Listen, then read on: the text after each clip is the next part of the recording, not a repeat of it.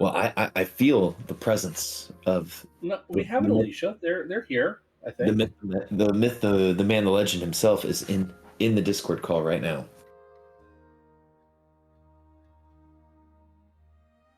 Unless they're They just. probably just stepped out to get some milk or something. I don't know. Mm, mm. But if we are all ready and we feel like we want to earn some DM inspiration, please give me a recap roll into chat. I see a 15.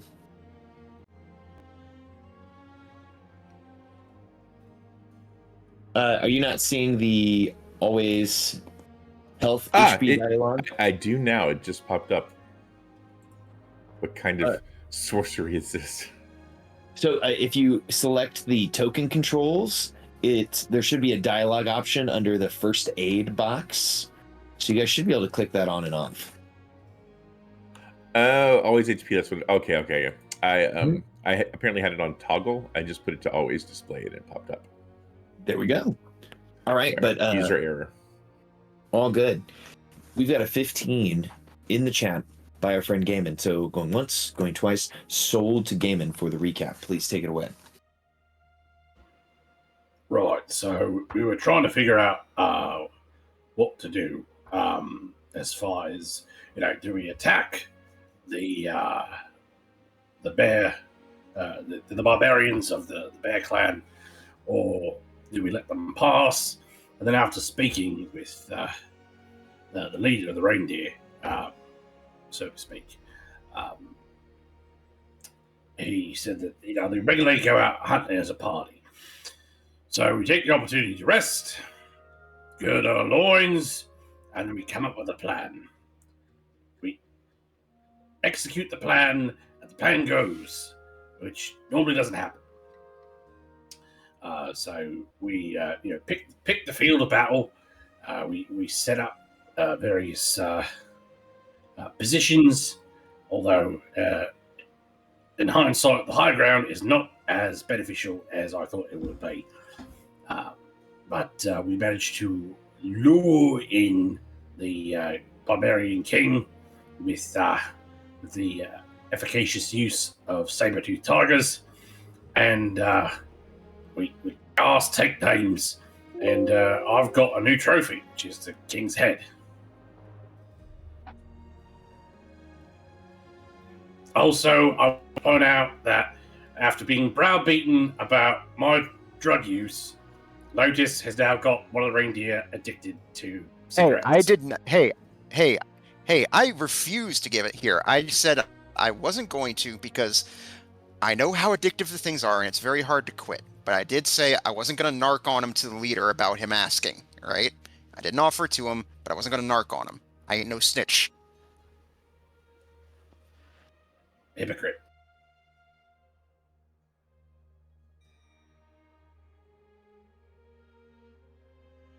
Anyway, so yeah.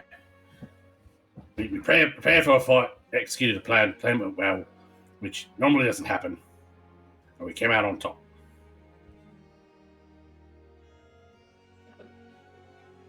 That was an excellent recap. Please take a point of DM inspiration.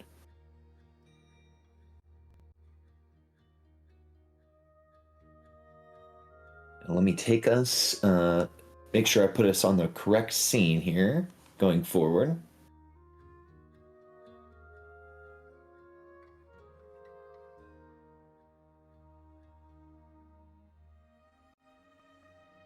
Oh, here is the correct scene.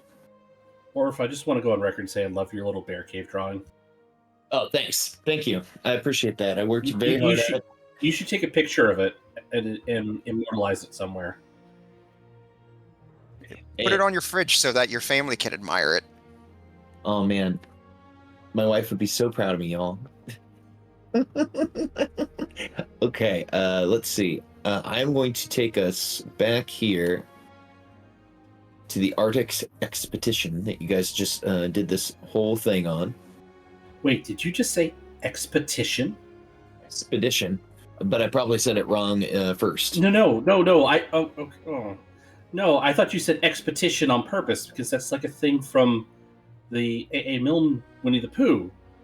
when Owl leads, I think it's Owl or Rabbit, but they go on an expedition because they always mispronounce things, and that's. I thought you were making a vague reference to that, and it made my heart happy. Oh no, I'm just stupid. No. Aw. Oh. Okay. Self depreciating, deprecating humor here on another lens. You all are on a icy field. The tundra that you did battle with the berserkers on, led here by the Weirdeer, the leader of the reindeer tribe, the corpse of Freytni, the zealous berserker king, lays decapitated on the ground. Akia also lays on the ground and says, nobody touch anything made of shardlin, please. There are several of these berserker bodies laying strewn about.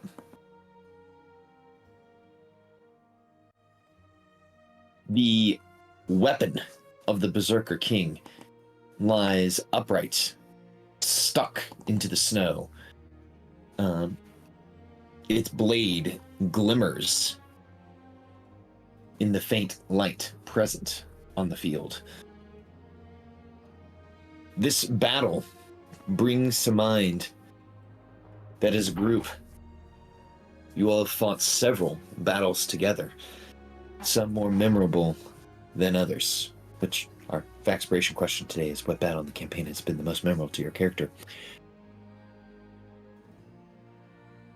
Avalis, as you stare from the overlook, standing back to back with Lotus, El Phantasmo, walking ever closer, licking at its lips. That question stirs in your mind. Huh. What battle? I think the Remoraz battle, actually, because it was his first one with the party that was really challenging. That he discovered that he really does need to work together with people and can't really do this on his own. That things are far more difficult when he doesn't have a full tribe of Yeti with him. So that was probably the first one where he felt like a part of a group.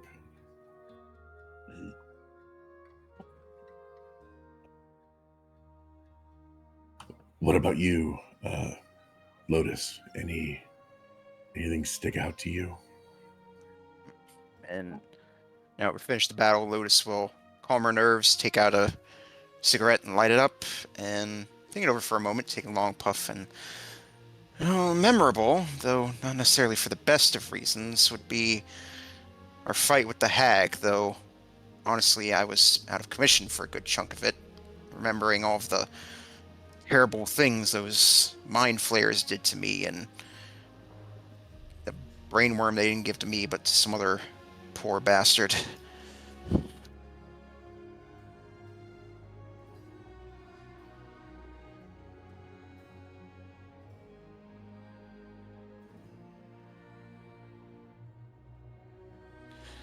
It is something to have your horrible nightmares interrupted not one, but by two separate things claiming to help you.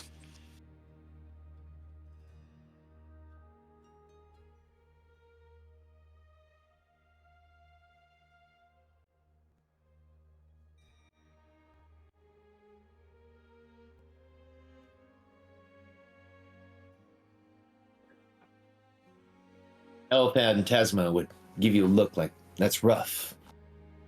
But it still looks as if you could really use a Lucy. She shakes her head. It's like, no, like I told you before, these things are tough to get off of once you get on them, all right? Trust me, you're better off without it. Now, Avalis and Lotus have earned a Vaxpiration point, but does Lotus spread the love to everyone else? It's like here as I'll approach the the cliffside here and look down at the others and see my eyes on the brightly lit Gaiman, wondering what he thinks of the many battles we've endured through our time together.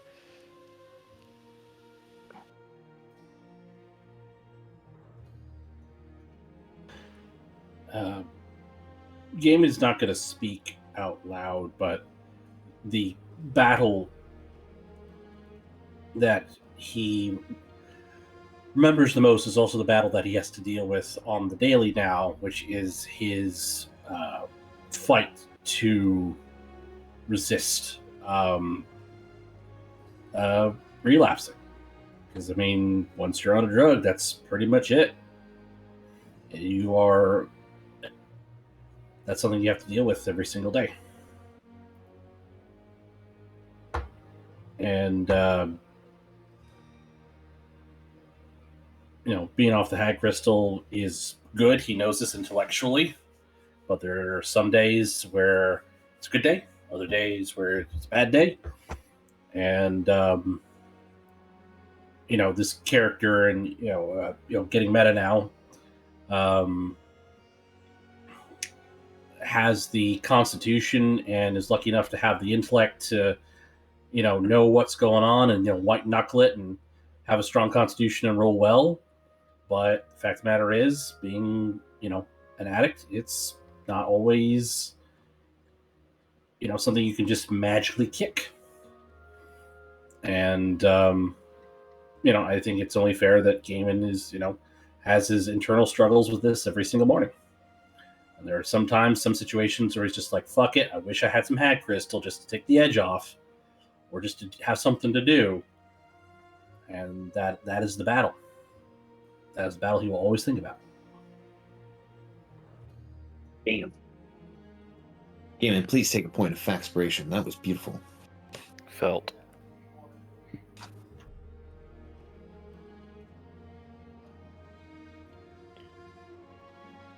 Y'all have ever been in the hospital and y'all have had Dilaudid? Cannot say I've had the pleasure. It gives you pause a little bit. It's like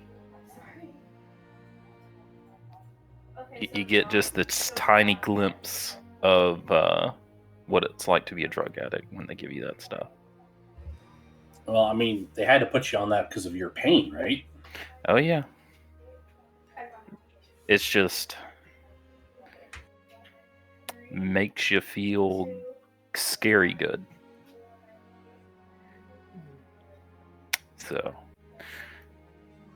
This is the perfect opportunity as Gaiman is thinking about his struggles that he had with Hag Crystal and the Hag. As Akia is lying on the ground, what would Akia's answer to this question have been? Kia's on the ground,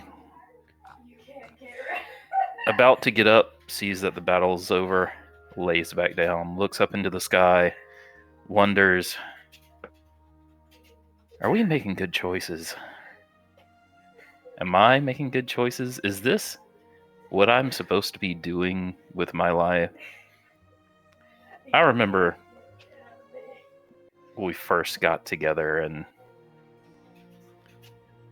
never had to deal with anything like this. No one was trying to eat me. I mean, things were terrible and it was lonely, but as soon as this group got together, we were attacked by just these ice zombies, and it was like just a portent of things to come. And it just has that set a tone for the rest of my life. And I also think to one battle where we beat up some people and they were friends with us afterwards. Those were the ice toads. Like, why can't battles be more like that? You beat people up and then they're your friends. And maybe that's what we should aspire to in life. Beat people up and make them our friends through violence. I don't know. They're back. You just described the plot of many of One Piece. I was gonna say that, or like my Yakuza games are tend to be like that too. Mm-hmm.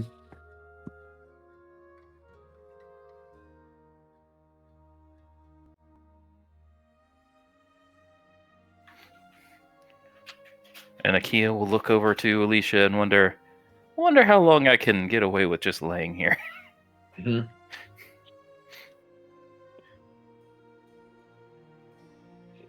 Akia, please take a point of faxpiration as you pass the talking stick over to Alicia.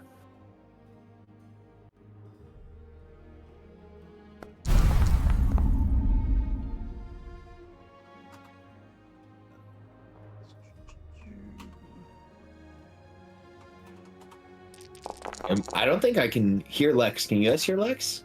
I haven't I'm not exactly hearing been anything talking. either. Lex, we cannot hear you. I haven't exactly been talking. Just as a kid is thinking about pain, he gets dumped for a crap ton of hit points. How much do you need? 61. You get 61. And as Alicia is tending to the wounds, thinking about how this battle is, gaming, you get the remaining 4. Okay. When it comes to the fights so far, probably the Shardlin Dragon. Not in the fact that it was a fight against a dragon, but because of the post-fight of the events that occurred, becoming more of a religious revelation to them. That battle has significance to them.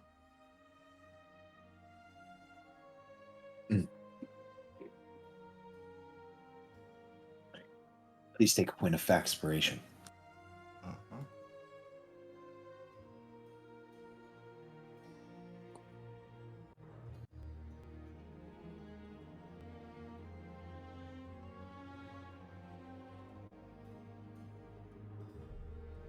The weird ear will move up and look to all of you with its glowing antlers. And it will say, "You have helped my tribe greatly." It's saying this, in course, in deer, which Avalis could potentially translate to you for you guys.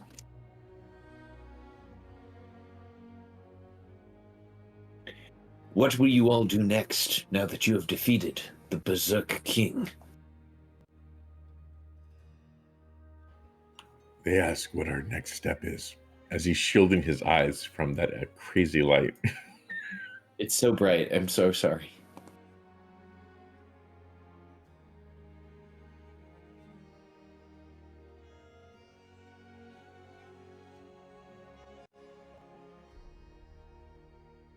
How long does Deathborn last?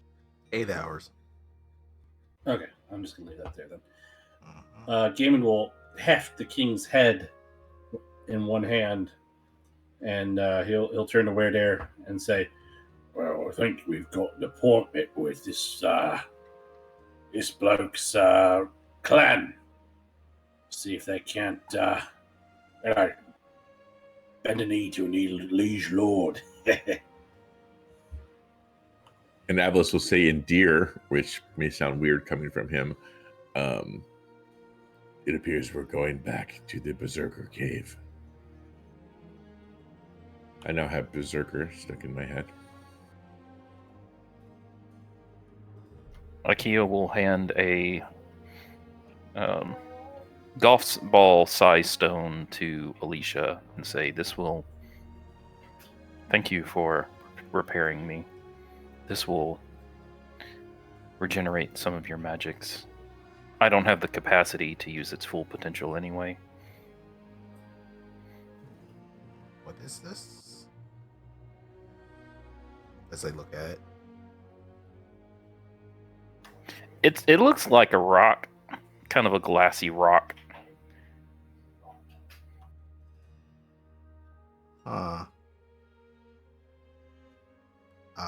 It's pretty jagged. It is not smoothed at all. If you just hold on to it for about an hour, you should be able to absorb the energy stored inside. I'll hold on to this. Thank you. It'll lose its power at the end of the day, so you might as well use it. That is Akia's version of the ring of whatever. Spell refueling ring gives you a 3rd level spell slot, but you have to spend an hour attuning to it, and then one action to get the spell slot back, and then you can just chunk it because it's only works for a day anyway. I have to figure out some way of using it because I'm full up on attunement slots. And when we take a long rest, that's fine. Yeah. Oh, short rest, right? Yeah, short rest.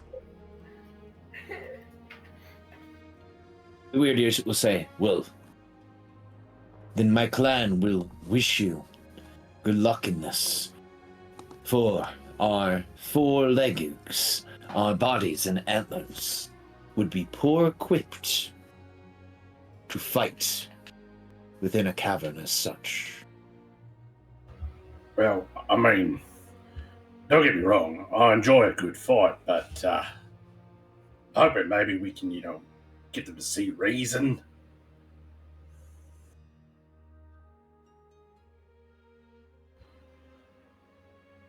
It's kind of hard to carry on when your leader's dead.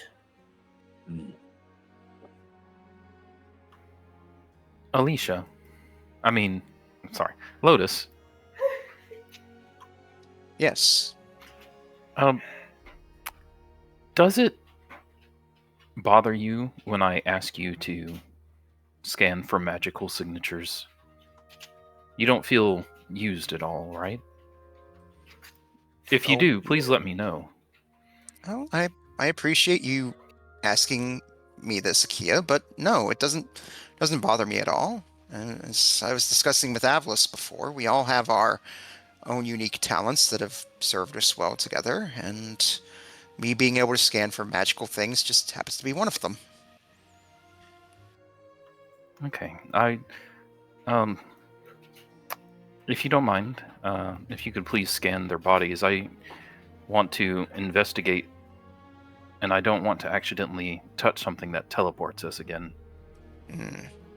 That or if anything's made of Chardelin, we don't want to risk touching it either. I gotcha.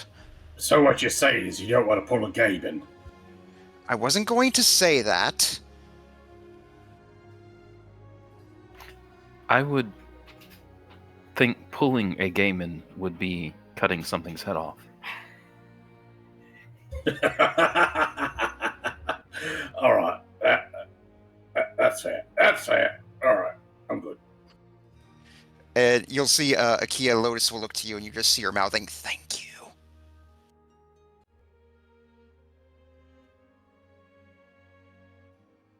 All right.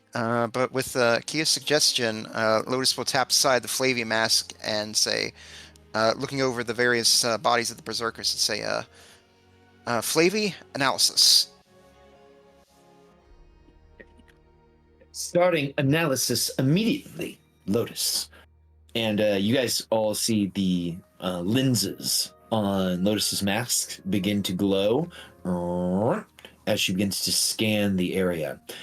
Immediately, you see the sword that Frekni was using begin to light up with magical energy. There are faint bits of magic on each of the flails that these creatures were using. The Chardelin Berserkers, they appear to be made of Chardelin.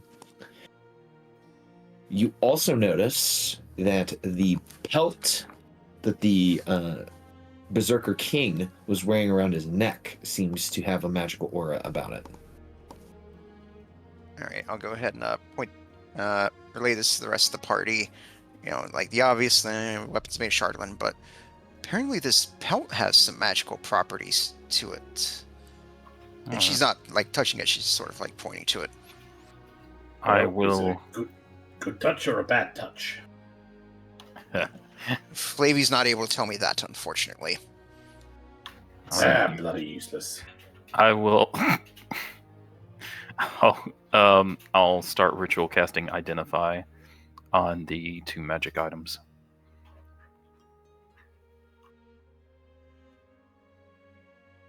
All right, go ahead and pop that up into the chat for us, please.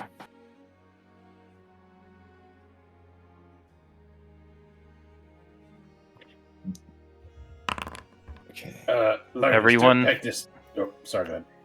Everyone, be prepared just in case. I do have to physically touch this at least once. If it teleports us, we should be ready. I'm also going to grab some pieces of hunting horn, see if I can mend them back together. I guess I'll do that first, just in case something goes terribly wrong with the magic items.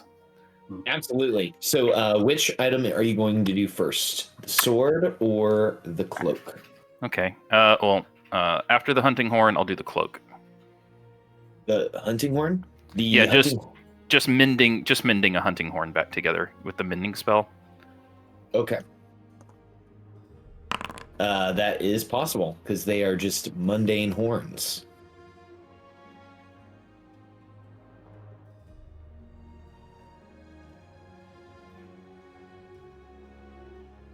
And I'll just, after I finish mending it, I'll just hand it to the closest person with a mouth.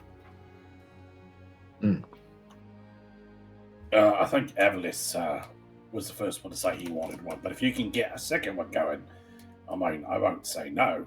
Oh, Gaiman, you should take it then. Go ahead. All right, well, I mean, unless you're afraid of Goliath cooties, we can always, share FDB.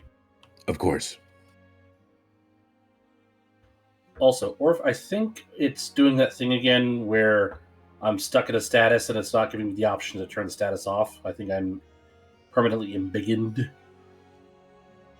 All right, let's make my Gaiman shrink. Hey.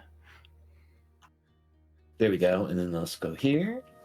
So our friend Akia is going to spend 10 minutes to identify each of these items for a total of 20 minutes apiece while he is... Oh, no, now you're on fire. Now you're on fire twice. We're good. We're good. Okay, we're good. While Kia is spending time to identify those items, is anybody getting up to anything? Gaiman would like to ask Lotus a question. Those will come up to you, Game. It's like, yes, Gaiman. Listen, I'm not quite sure what your tastes are, but you're the only one here that actually got a chance to, get into the library at Brinchender, and I'm finding that I'm getting bored more than anything else. Like you know how I would get bored and cause problems before I had the Shardland Crown, but now it's not so much I want to cause problems, but I know I shouldn't, so I don't.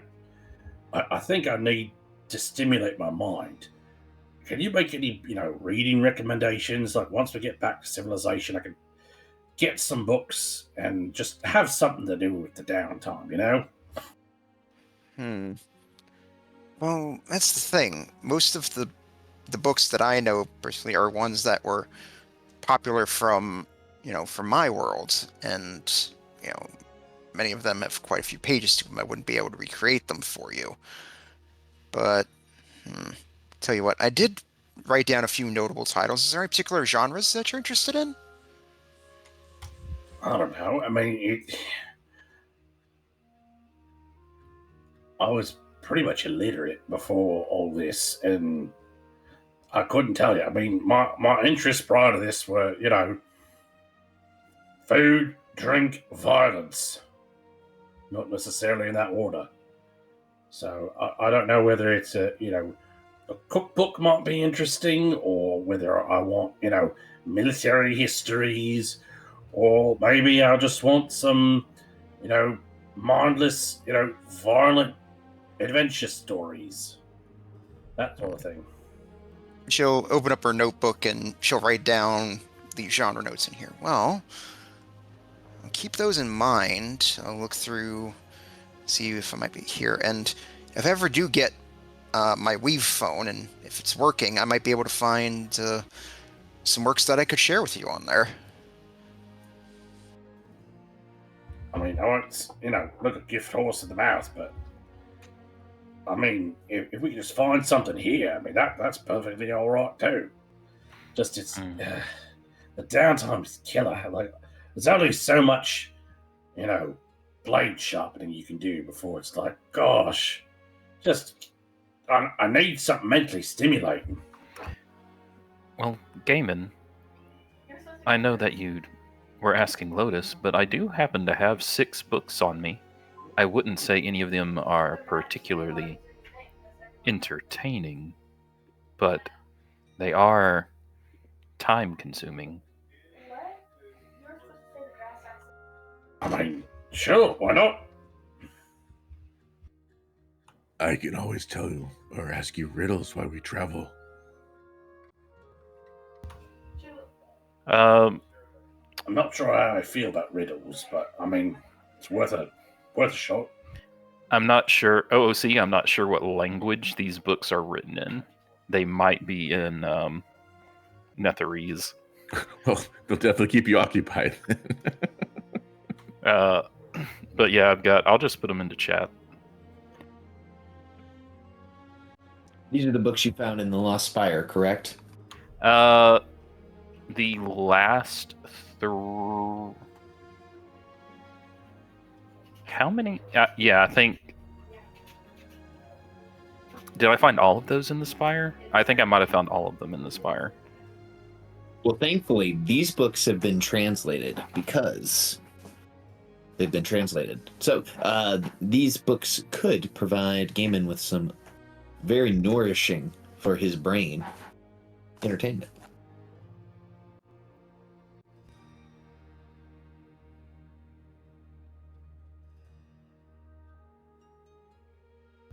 I think Gaiman would start with Wizards of the Hallow.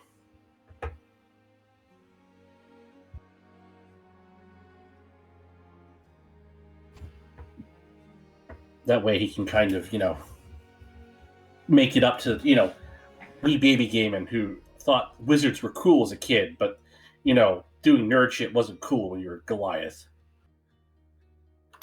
I just found them this morning, so I couldn't tell you much about them. So, no spoilers.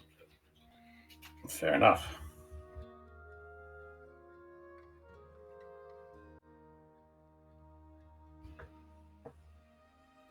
So Gaiman will very delicately take the copy of Wizards of the Hallow and he will put that into his traveling sack.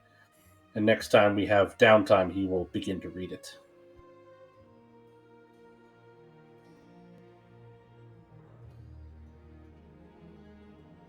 And if it's any good, I guess I'll let Watto know. That way he can have a read when I'm done with it. Game mechanically, I don't have the ability to pass it to you. You're not on the list.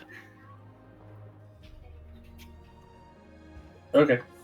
You're not on the list. If you want, you can just... Come on, man! I've been waiting 30 minutes! I'm with you, DJ. Doesn't matter. You're not on the list. Not on the list, don't get in. All right. I touch the cloak as the identification process completes. Hopefully, All I don't get sent. Bam. Okay, the first thing that happens, you don't get vamped, but you learn about Freykni's cloak. So Freykni's cloak operates as a cloak of protection, which means this item, if you wear it, requires attunement, gives you a +1 to your AC and saving throws as you wear it. Also, it's a huge, heavy bear cloak made from bear pelts.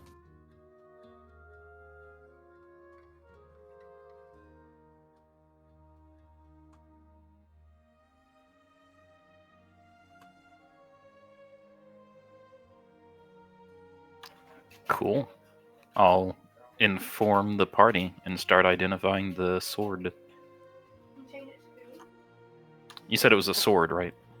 It is a sword. Should I pass the cloak to Akia for now? For now, I don't have an attunement slot for it. I don't know who's got attunement slots, but I definitely will be dropping a repulsion shield attunement. Is Demon sooner. has one attunement slot available. If anyone else has any attunement slots, a Cloak of Protection's pretty clutch. Speak now. Mm-hmm. Go for it. Yeah, it's all yours. Okay, I don't want to be greedy. I know that everybody else, might need saves, so. All right, I'm just going to delete it off of Akia's sheet. And Gaiman, you're able to take up Frekni's cloak.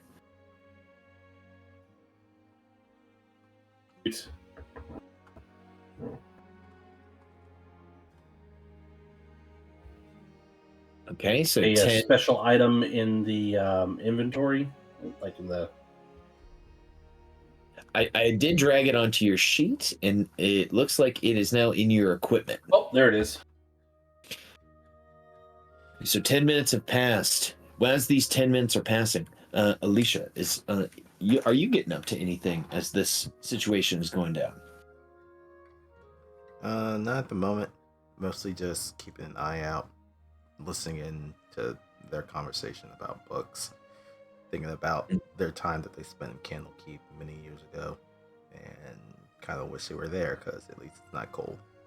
Then again, I don't feel cold, so this is weird. There was a time back when I was in college I considered writing a book about my first big assignment that I had. I had done a research into the origin of this rather famous dish called General Tso's chicken.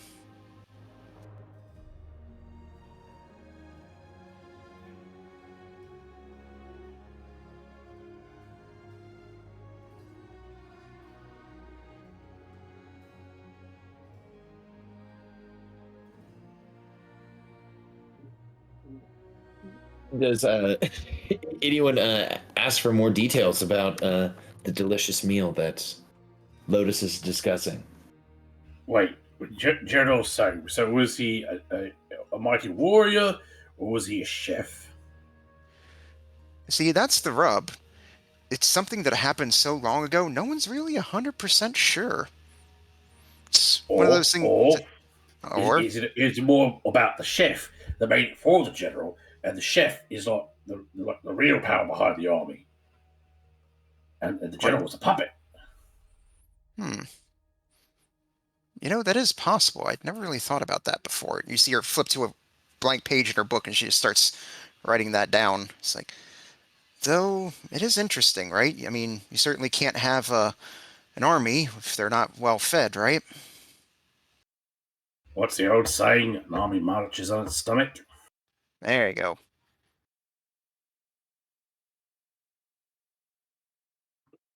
So, a phrase that translates.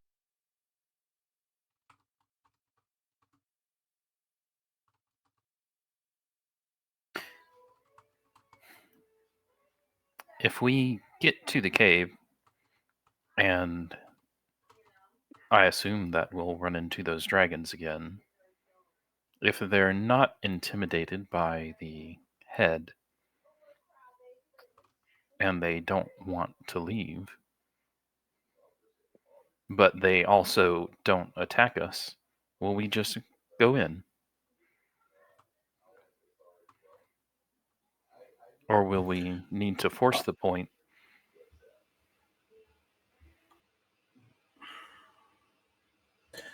I'm afraid we might have to force the point because I'm not leaving an enemy at my back.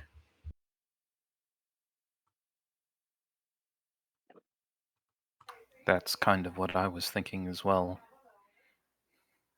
Although I don't like attacking them, just since they haven't attacked us. Technically, they only really offered to help us. Technically.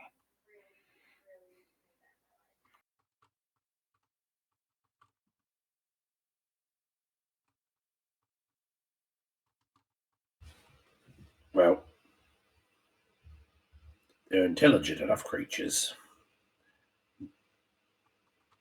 We can try to, browbeaten, try logic, try every kind of method of persuasion under the sun.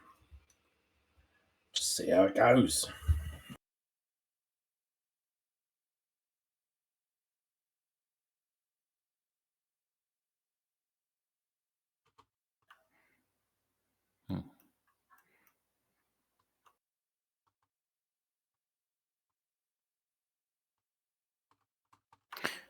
So, what type of sword is this? A long sword? Short sword? This is a short sword.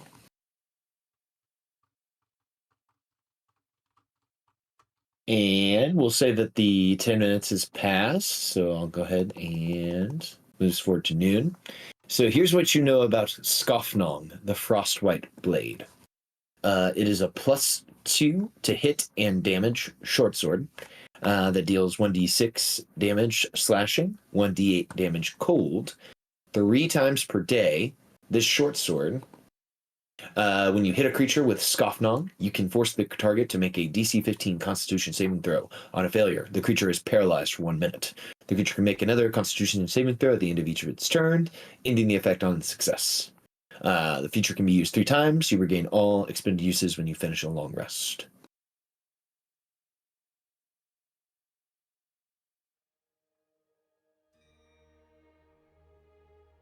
That is what you know of Skofnong.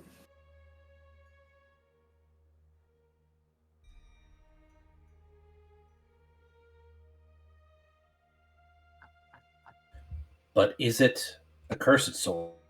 Does it make you sing Berserker in order to utilize it? Unfortunately enough, even though the magic of Identify is strong, it doesn't tell you that. I am not proficient with short swords. Is anyone proficient with short swords? I think the bigger question is whether or not we want to try it, because we certainly come across our fair share of cursed weapons things.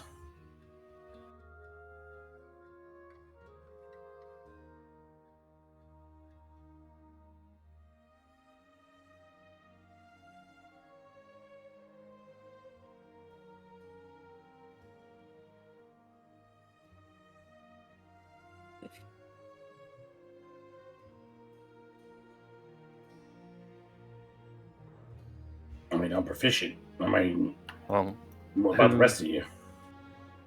Lotus, are you proficient with short swords? No, no, Kia. I sadly am not. I'm never been really good with using melee weapons at all. Avalus? Alicia, are either of you proficient with short swords? Yes, I can use all martial weapons. But if anyone else is better, then they should take it, for I don't really like to get into such close combat, if I can help it. Alicia, can you use a short sword? For some reason, I feel a few months ago I was proficient with it, but I was not. I.e., UA material. Gaiman, I believe that's you then. All right. Well, hopefully this thing is not cursed. If it is, I guess the best thing to do is everyone just dogpiles on me and beats me senseless. So, Kia, notice you might want to take a step back. This is like the Always Sunny meme. How are 4 adventurers, among the 4 of them, unable to use short swords? It's the economy. The action economy is in shambles. Exactly. Gaiman will reach out, pick up the short sword. All right. You pick up Skofnung from the ground. It does not burn your hand. It feels balanced. The blade like a blue wave of flame kind of glows in the light of the sun. Well, the dim light that is traveling through the overcloud. And you do not feel that you are immediately cursed by Skofnong, the Frostwhite Blade. It doesn't immediately teleport you. It doesn't immediately try to take over your body. You pick it up and that's it. You All pick right. It may be a delayed effect, so just make sure I don't do anything really screwy. So Gaiman will tie Skofnong to his belt alongside the ice knife.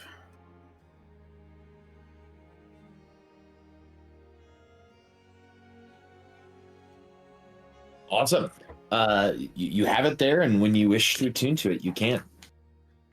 Oh, does the sickles... Because you've got the knife and the 2 sickles, right? I do. Do the Anyone sickles else? count as knives? The sickles Sickles are count as sickles. sickles. Oh, that's a separate weapon. Are those Yes. simple or martial? Simple. Simple. Ooh. Can they be... Are they like a joint thing, or can they be separated? They can be separated, but they are light enough that they can be, wielded in the offhand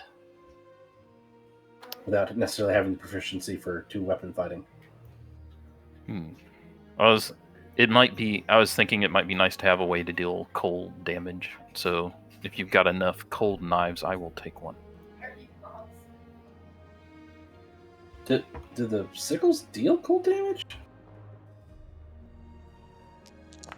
If I remember correctly, the sickle blades. Oh yeah, they just deal cold damage. Not slashing, they just deal cold damage.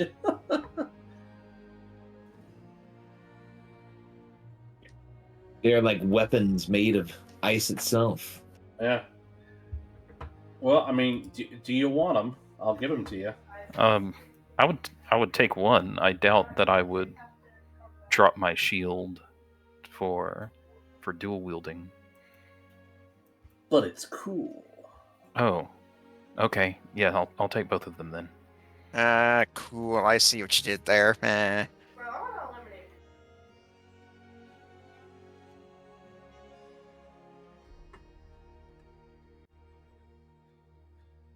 Nice. Does anyone wish to? I heard there was going to be some head collection.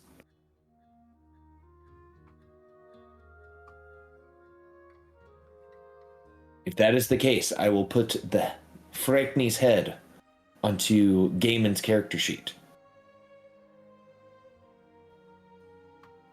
Now, were you suggesting that we collect the heads of the other barbarians? Because I think you suggested that there could be more to him that could be useful. Yes, I was asking if you all were planning to harvest him, because in the last 2 days there's been some humanoid harvesting. I'll do a check, or whoever's got the skill. Is that a medicine check?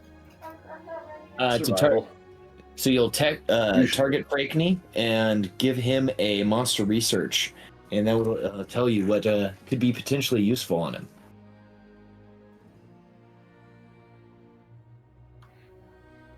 I have no idea who's our humanoid scanner. Well, everyone could give it a shot if you would like. Medicine. Oh, everyone. Well, can no, do there's an medicine? extra. There should be. I have a thing that says appraise monster on my passive ability, so I use that because Orf was kind enough to make it. I thought we can only do one appraisal per body. Maybe that's just how it works.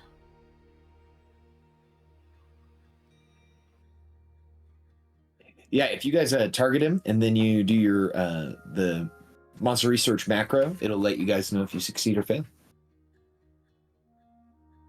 Okay. Because he's got some stuff. Okay. I just was worried that I was gonna block us out for having low rolls. Oh shit.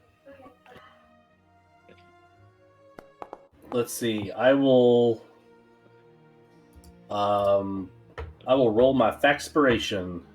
There we Well, go. Wait. Before you roll that, Avlis is actually pretty high. I think I can boost that up with reaction. Oh, nice. All right. Let's see. Or is mine? No, mine's a +4, so that would not make it. That would make it an 18. Well, I mean, Avlis could use their Faxpiration, but if you don't want to do that, I can try rolling mine. No, it's fine. I don't mind because I always get a 1 on my Faxpiration anyway. So Okay, All right. that's an 18 now. All right. Then. I got a 2. I doubled it. You got 2, son. Okay. So you guys already have his head. The head can be used to potentially intimidate enemies or as a powerful component in rituals. You've got Skofnon. You believe that his blood could potentially be useful. You guys have his cloak. You've got his horn. You believe, and maybe Alicia can help with this and Avlis can help with this, Nope. that his humanoid soul could potentially still be locked within his body. So if you wanted to, you could try to like lock his soul into something. I wouldn't necessarily recommend this, as I think the magic is not quite right. And he'll explain what you could do. Sounds like some necromancy right there. Should we invest? We might. I mean, if you believe that his blood could be salvaged and we could possibly learn things from it or use it in some way, I suppose. It could be the key to breaking whatever invulnerability they have in the cave. All right, I will attempt to harvest blood using Gaiman's harvesting kit. Yeah, give me a harvest check to see if you're able to successfully get his blood into some vials. I'm massively good at survival. Could I assist? Is that what type of check is that? Sleight of hand? No. Oh wait, no. That's a tool. That's a tool check. Oh, just a tool check. That's right. It's the harvesting tools kit. Alicia, could you? Nope. Alicia Nope. does Okay. not participate in this whatsoever, and it looks disgusted. Mm-hmm. Alicia disapproves, pops up on their UI. Alicia will remember this. I thought that's weird. I thought Alicia studied medicine. Maybe I was mistaken.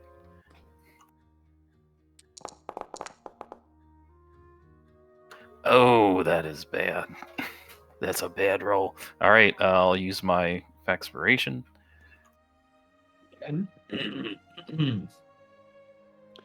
Trying to get his blood here. All right, You might be and able. Oh, come on. A 14, you don't believe is going to do it. all right. I guess I will also bump it up to an 18 by overclocking. Okay.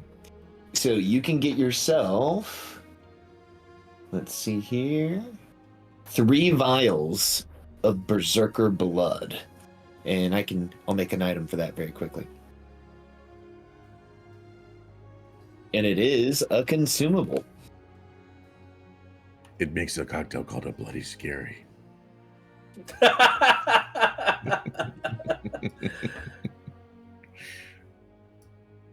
Lex just can't win tonight. God damn it, I'm not going to be involved in butchering this poor man, and they're throwing puns at me! Lex What just did put I another do tally to mark on his deserve mirror this? for me. Punishment. How could this happen to me? Why is everybody standing so far away? No, I'm not. I'm sorry. I just have a kind of a thing about blood. Excuse me. Listen, if you're gonna throw up, go away. I'm just And you watching see her this. hide behind, and Lewis will just hide behind the weird deer. I'm just watching this really twitchy deer that keeps looking at Lotus.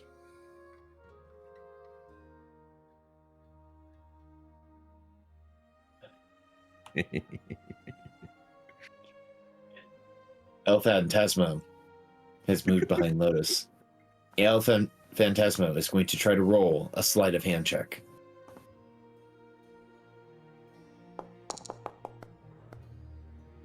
Lotus, what is your passive perception? My passive perception is 10. Okay. This deer will also need to roll a stealth check. This is its stealth check.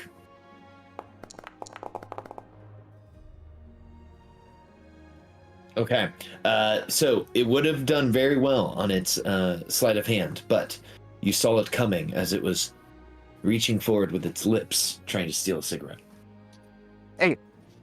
I'll suddenly pull a hand away, and then, as a bit of a punishment, I'll just not like too hard, but just very gently, just like bap it on its nose, like, "Hey, no."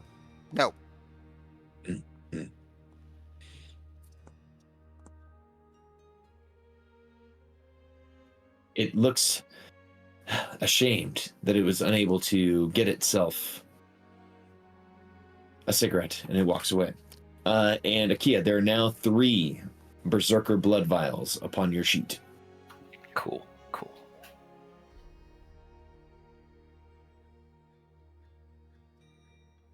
The weird deer will walk forward and say, "Well, it seems that for the moment, our business is done. If you ever need us in a time of need, perhaps we could come and help."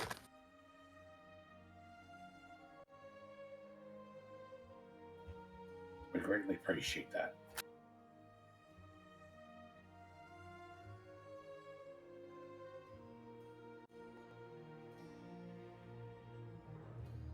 I'm glad we can keep you and yours safe, and as well as bring a little bit of justice to this part of the world.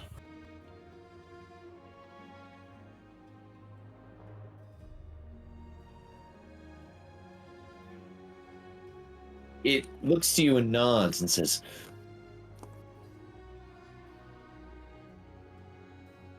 "I must give you something then to remember our meeting."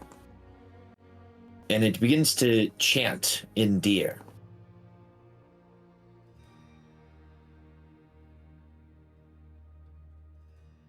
You hear?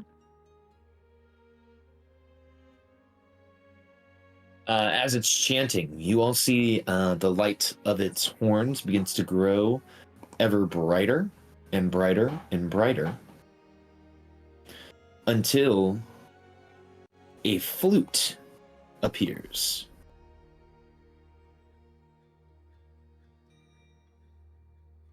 And I will put a image of that flute into chat. And it looks like this. If you're ever in need of us, just blow on this flute, and we will come and find you.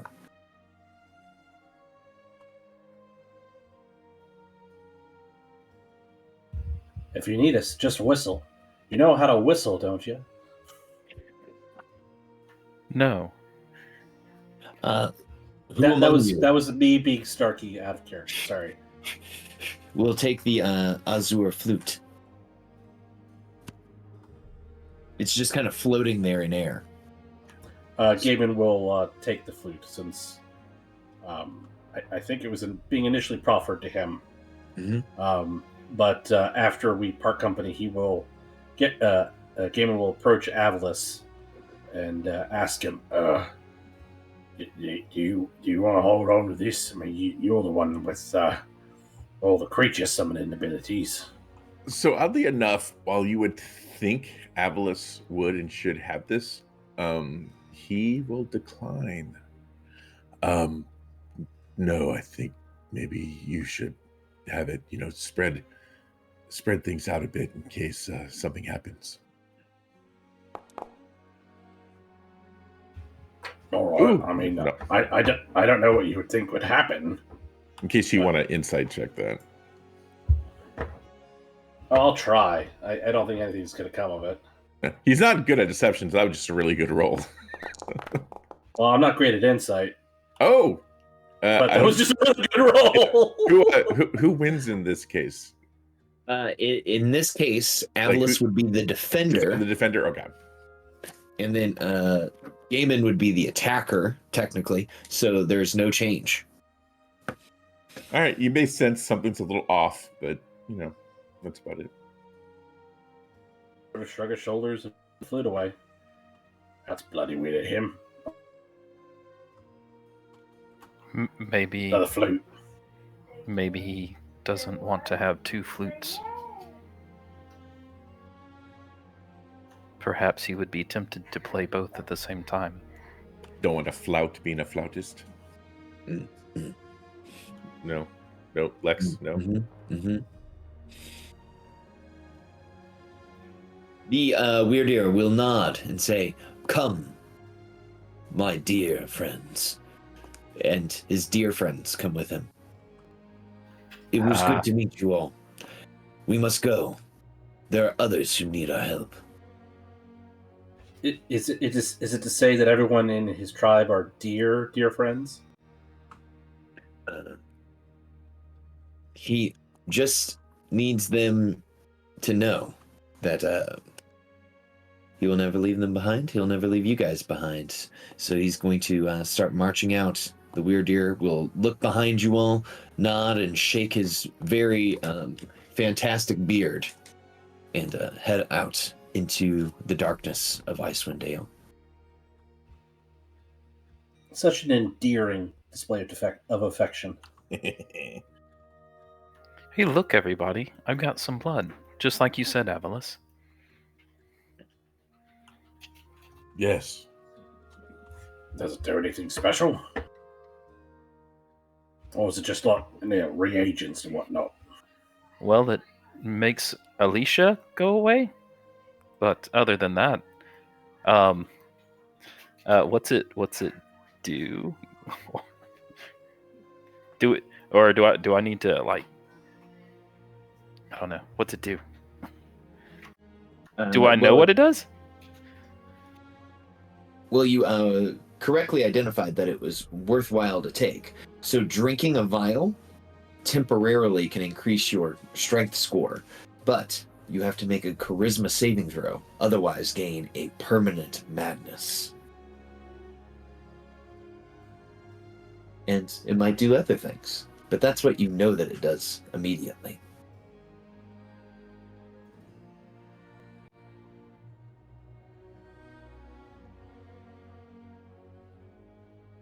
Wait, that's a strength potion that makes it go insane? Yes.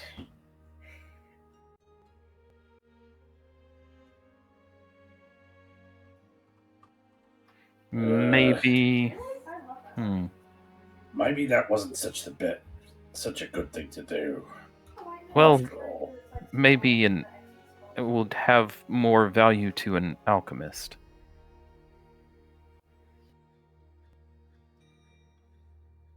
Perhaps we just wait to see what we encounter in the cave. Yes, perhaps it can be used as a reagent of some sort. I don't know. Off to the cave? Yes. Though, Yeah, I mean, if we're all ready to go. Though I think as we approach, I think Gaiman should take the lead. Though they'll be able to understand what you're saying, Gaiman, and I can translate for you. Might I suggest that, knowing that we have defeated the Berserker King, that we play into that and show no weakness. We are strong and we should act so.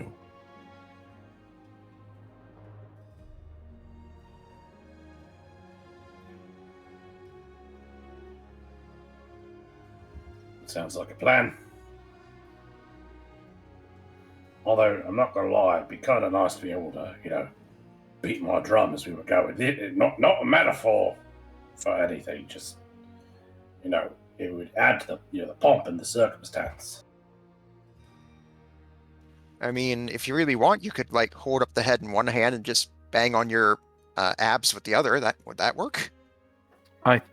Well, he said not metaphor. I think he actually has the drum.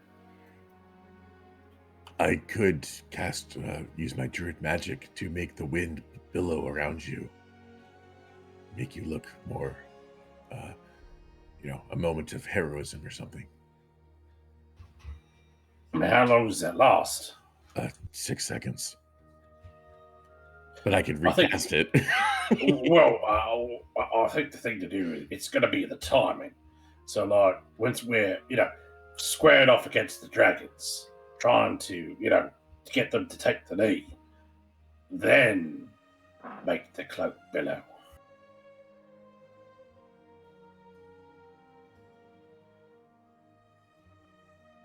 I could also make faint odors if you want, but I don't know a good use for that yet. I think I've got the odor department covered, mate. Yes, I was about to say, I think Gaiman can do that very well on his own. Listen, we all stink right now. None of us have bathed recently. Come off it. I mean, I just smell like the woods. All right, not all of us can be a fancy elf and smell like whatever the fuck we want. You know what? I think it's not my fault why people sweat. I think I'm going to make because I don't use this very often, but I can make tinkering objects that can make smells. I think I'm going to try and mask my. For everyone. Well, I think I'm going to try and mask my scent because they were like, "Oh, I can smell a midwinter child. Sure would like to eat that person." I can smell you.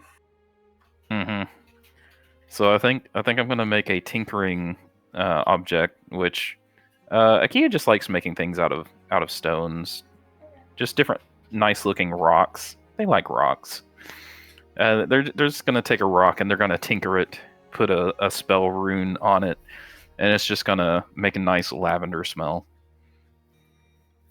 Try and cover up their scent, not really understanding what a smell is.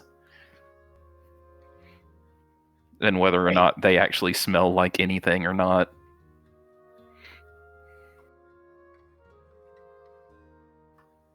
Gaiman, can you smell me? Well, I mean, yeah. Does this help? We'll activate the stone. So what am I supposed to be smelling? Well, let me. Well, I would guess that Akia probably smells kind of like probably kind of like. I was gonna say an old woman. Well, Werther. Akia's natural scent, I think, is there's a. You know how WD-40 smells? That mechanical, oily kind of smell. But it's not quite the machinery shed smell. It's kind of like a little bit sweet to it. That WD-40 smell. It's not quite just like an oil rig smell. It's a little bit different. I think he smells a little bit like WD-40, just a little bit. But he's airtight. Like, he doesn't get water like seep inside him. He doesn't have like open gears and stuff. So I think it's not just a huge smell, but I think he smells a little bit like WD-40. So then he makes this tinkering object that's just got this smell of lavender that he just chemical extraction from plants to figure out how to make this rune. And he just makes this little stone, just gives off this lavender You're just dabbing scent. yourself with essential oils. He just puts it around his neck and just kind of makes this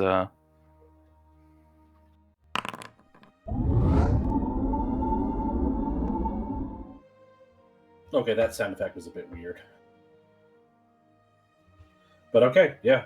Gamer would take lean in, inhale, and he would get the normal WD-40 smell of a Kia is overridden by the smell of lavender.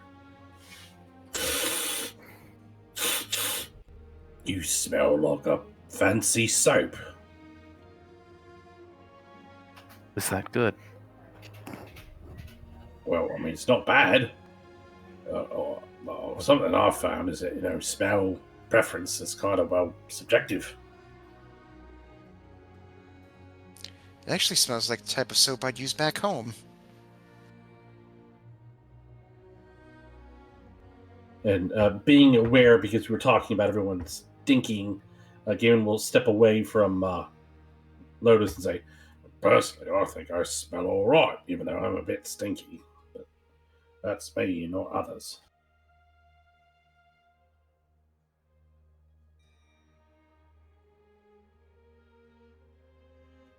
I mean, cutting off heads is, hard business. You work up a sweat. Yes, I mean, I guess it's one of the good things about being a Dragonborn that, even during long workouts or jogs, I don't sweat.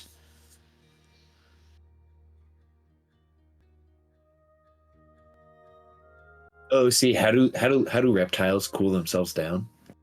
Do they sweat? Do they release it through their pores, or do they brief biology lesson here? Being cold-blooded, their body temperature is just completely regulated by outside factors, by the weather and the climate around them. Yeah, they just get in the shade. Or crawl into a rock, crawl into a hole. Can you imagine? Oof. It's always cool inside the earth. Like if you go far enough, not very far at all, it's cool inside.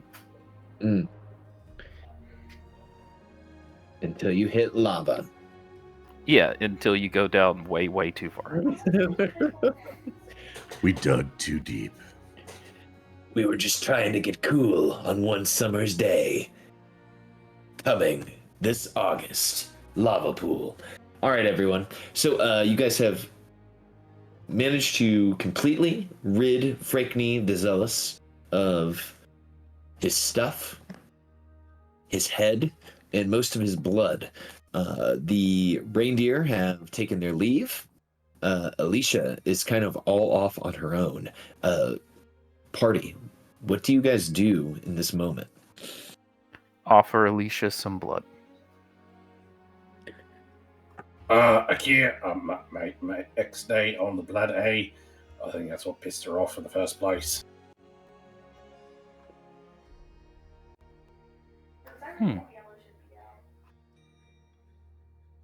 All right.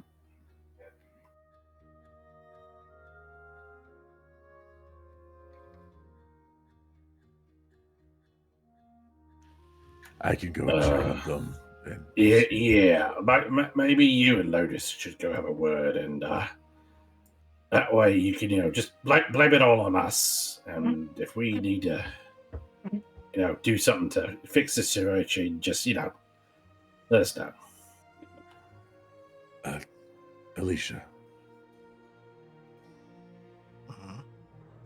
The act is complete.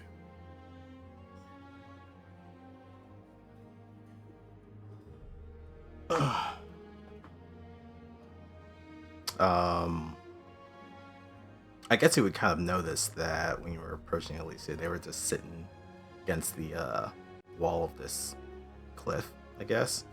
Eyes closed and just holding their holy symbol in their hands. Is there anything I can do to help? Sensing some sort of distress. No, it's quite all right. Just things to think about. Are we heading out? Yes, we were going to go back to the Berserker Cave, actually.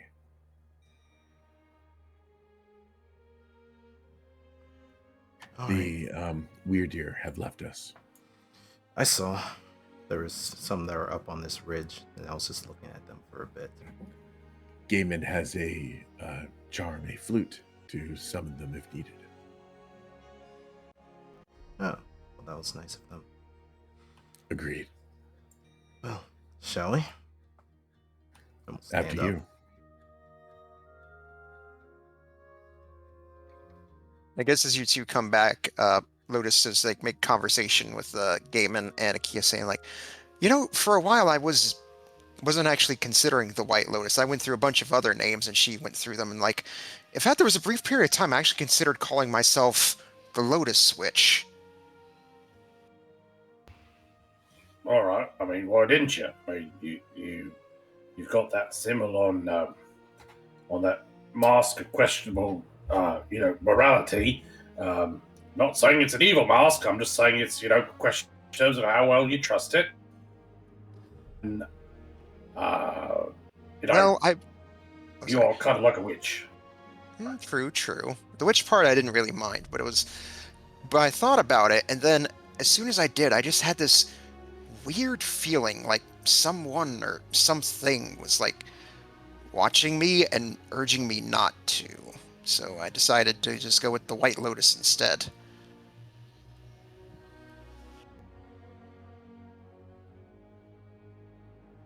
Someone or something was urging you not to. That doesn't make any sense. Gaiman, you've all of this stuff that we've been through, and I've told you like here, and the idea of some strange otherworldly being watching me is the strangest thing to you. No, I'm not saying that's the strangest thing. I'm just saying, listen, you've had your more than fair share of strange otherworldly beings approaching. There's the fucking squid heads, demons. I mean, not to be rude or nothing, but I mean, is everyone in the fucking multiverse after your ass? Well, I'm not Because the odds of that being the case, that just seems way astronomical. You know what I mean? I mean, I haven't really had that feeling since, but I kind of like the White Lotus, as flowery a name as it is.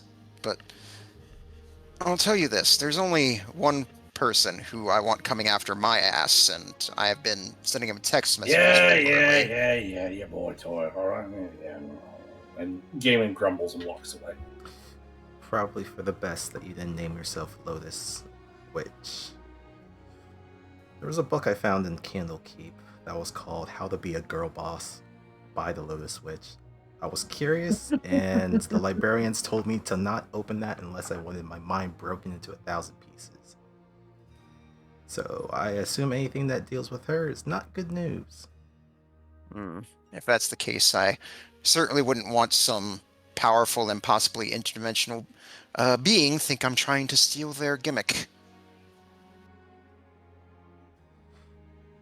Well,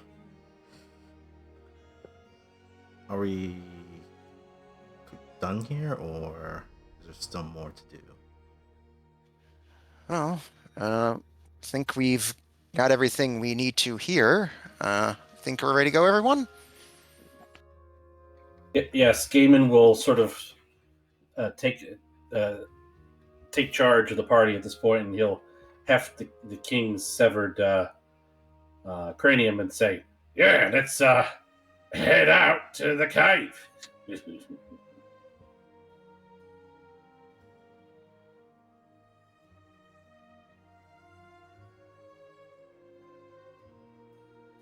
Okay. Okay, it was a little funny. Come on. Okay.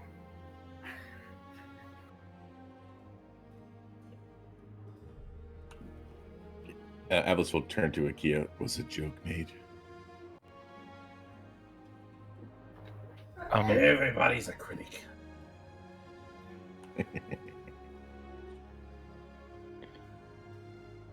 All right. Well, then it seems that you all are going to head out to the cave.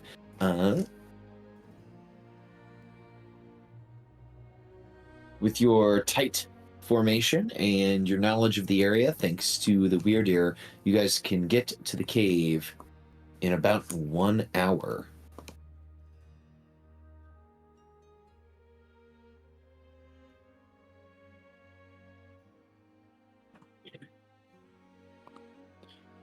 And I will take us there right now.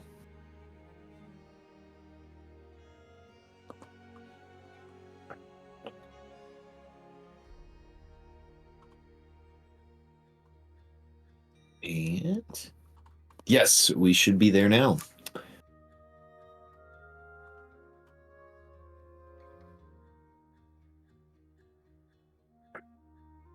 And it's been just a minute since we've been here, so as you all approach the cave of the Berserkers, what you see here is an elevated causeway blanketed in snow, snakes towards the cave's maw.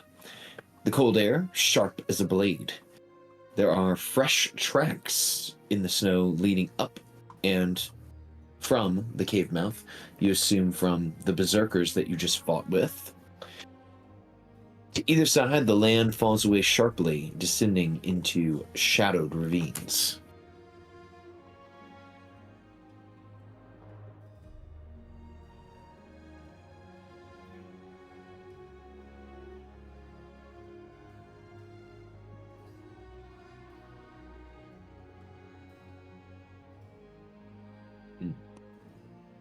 All right. Guess we gotta light it torch again.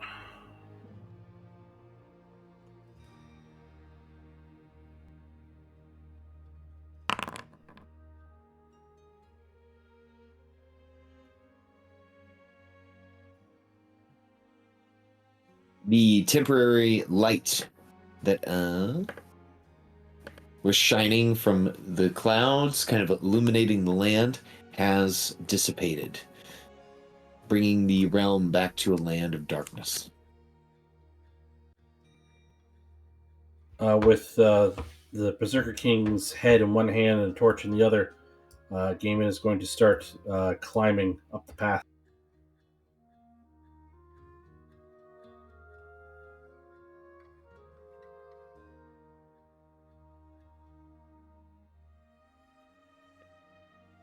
As you all make your way up the path, those of you with strong senses of perception notice that the front of the cave, there's something different about it. You notice that there is still the portico, which, let me share this information with you all. Maybe we should address the dragons before we get too close to the Right. cave. I think I showed you guys this picture last time, but just in case, that's what the opening to the cave looks like. And you know what the dragons look like. But there is a new addition. Avalis, Gaiman, Lotus, you notice that flanking the entrance, there are 2 statues made of stone depicting bears on the outside of the statue, on the outside of this portico.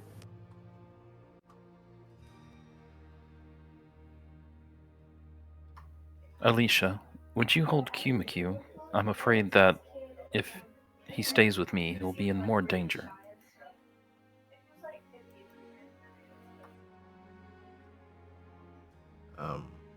Sure. All right. Akia just grabs it out of the air and just holds it out to you. So take it. Thank you.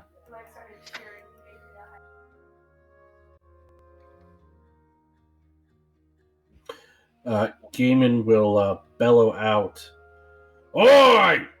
Double dragons! Come out and meet your new liege lord." And he will raise high the severed head of the Berserker King.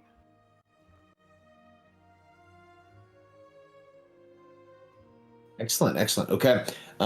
You shout. crawling down out of an opening from the portico, you see the two dragons begin to climb down, Galem and Tizar. And we'll say that they are about 50 feet up.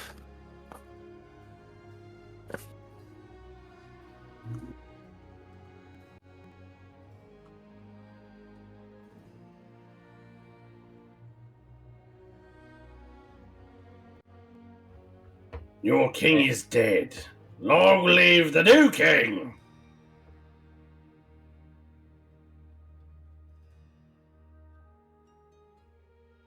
And as you say this, the cloak billows, and Gaiman's holding the head in one hand and the torch in the other, and just look at. I can make the torch flare as well. Oh, okay, yeah, do that. All right. Yeah. So he and it does require a verbal somatic component, so he does it just before they show up, so it lasts. The first 6 seconds they look upon Gaiman, and the torch just woof, does like a like it was lit with a little bit too much lighter fluid. There we go. Give us a intimidation check, Gaiman, with advantage as this happens. Okay. Can I be since I'm kind of like, so it's like the legs are splayed, the arms are out, kind of like Da Vinci's sketch of man. Since I'm like in this pose, kind of like flex my muscles and use a strength intimidation check. Absolutely.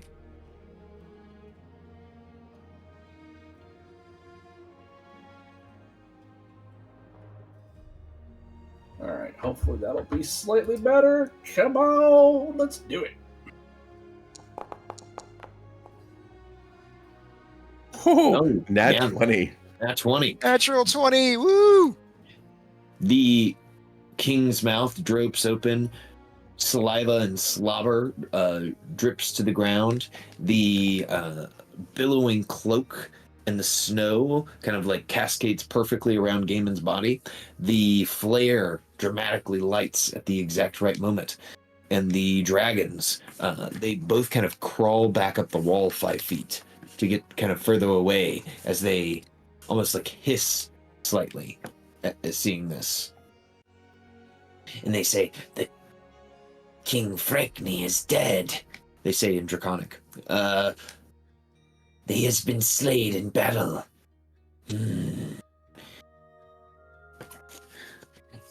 They look to one another, and they say in Draconic, "What is it that you wish? What is it that you want?" And I will translate this to Gaiman. It's not a matter of what I want, it's a matter of what we can do. We can form an alliance. We can strengthen ourselves. Bring balance and greatness to the land.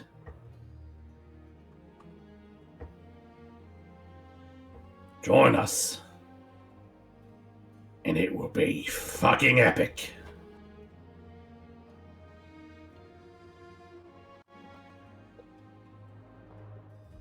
They look to one another and they say, "Bring balance to Icewind Dale? What does that mean?" They ask genuinely.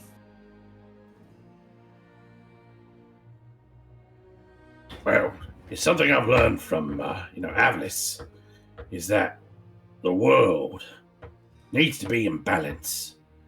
Just like you two are apex predators. I'm an apex fucking predator. But if there's too many other predators, then we all starve. We need to make sure that we can all eat. We need to make sure that our enemies know their fucking place and fuck off.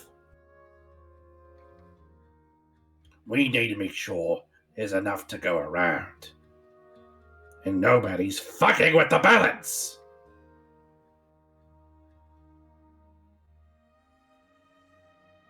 dragons will look to one another and they will ask, "Who is the enemy you speak of? Who is bringing the Dale out of balance?" The Church of Auril.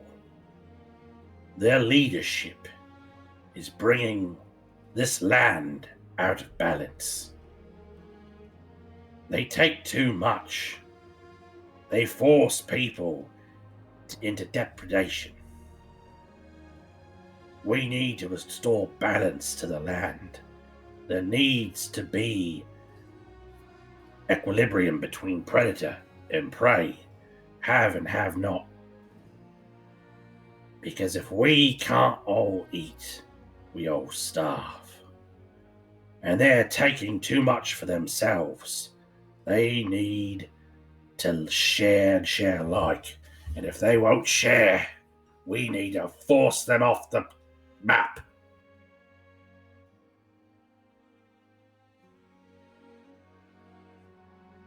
Hey, the dragons will look to one another, and the dragons will ask,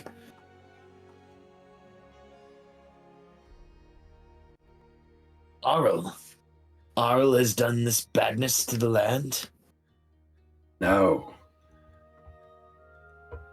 Not necessarily Auril. I think Auril's will is being confused, is being bastardized by the leaders of the church. They do things in her name, but things that they want. They are subverting her intent. And it's making life harder for the rest of the predators. We are predators. We get it. Life has gotten harder. We need to strike a balance back into play.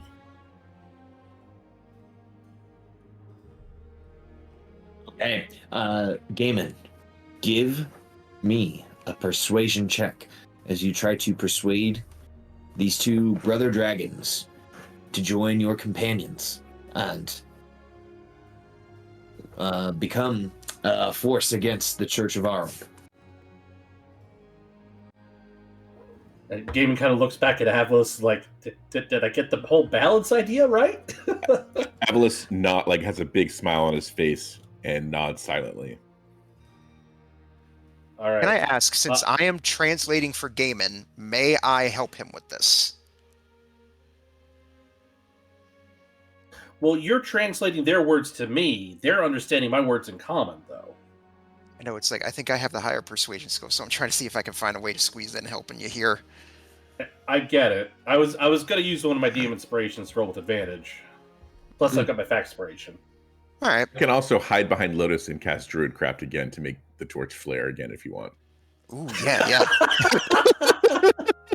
It is verbal and somatic, so I'll have to have Lotus say something disguise, Or just do it. Or just do it right now. Just don't hide. Here's Just the do thing. it. I think Lotus might, or no, you're how Stealth is tall good. are you?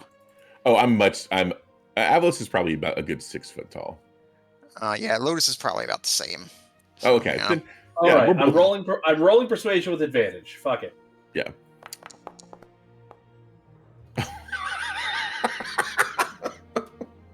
Okay. I am not even gonna waste the fact inspiration on that. There is no fucking way. I think maybe Avalos made the torch flare too brightly, and you were like, "Oh shit!" Scared by your own torch. I mean, So anything's possible. Also, I mean, these guys are. Who gives a shit about our enemies? They only care about themselves. I was reaching, so it's what it is. Galem and Tizar will look to one another and say, "Your speech was riveting, and the power behind it was strong. But we wish to go a different path. We wish you the best, and we will tell you, within the cave is a grand magical artifact, an ever-burning brazier of blue flame, gifted to this tribe by Lady Frostkiss. Maybe it is what you seek." Maybe. Does this brazier? Does this have? Is that what gives the bear tribe its powers? They nod, they bathe in its flame, they stab, they bite, they claw until they bleed and die, but they stand up as if nothing has happened. So it's the act of climbing into the brazier that gives them their powers. They look to one another, they nod and say, yes, the fire, it licks their flesh but does not burn. They do not use it to cook their meat, as many humans do.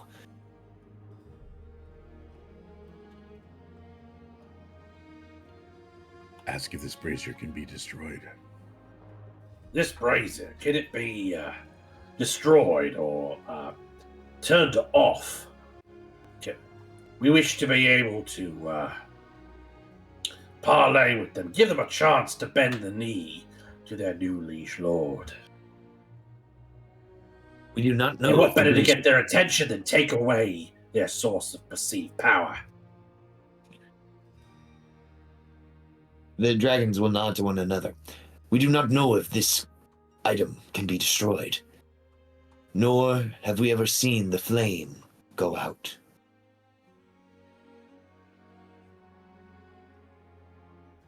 We'll just have to go in and see how. Maybe if it's don't know how big it is, but if it's small enough, I might be able to throw it in the bag of holding. I mean, it's big enough that a full-size man can bathe in it. They said so. Well, I mean, you can. I don't know. Maybe not. Maybe not. I mean, I take your point, but I mean, it kind of sounds like it's the size of a wash tub, maybe. Possibly. Sadly, I'm still flame oriented, and a cauldron or a brazier's going to be heat proof, so my magic ain't going to be any good.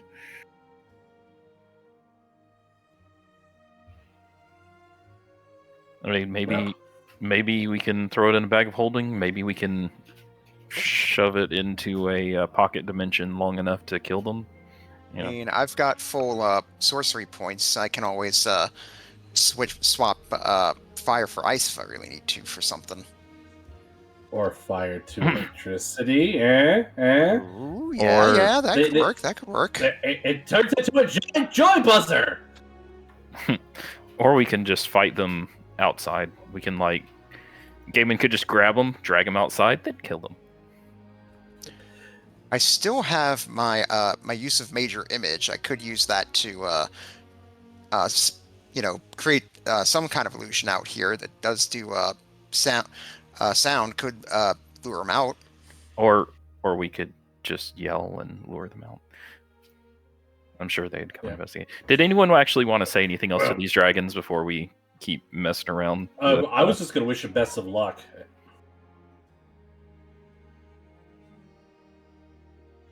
I don't know, Avalis, do you want to like get like cop pulling over some crazy kids past curfew? You want to give them a warning?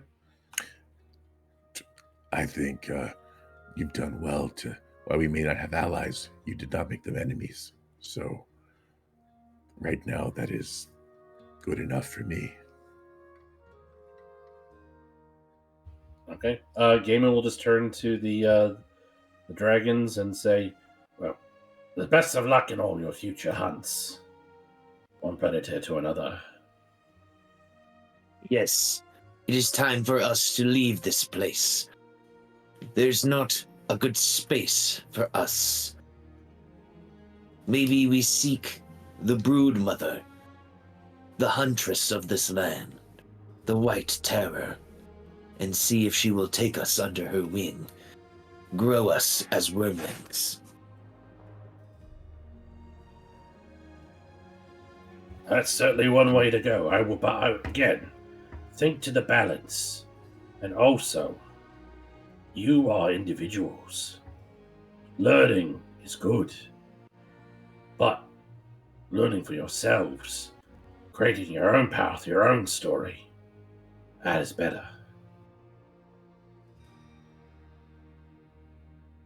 The dragons will nod at that, and the dragons, so they don't.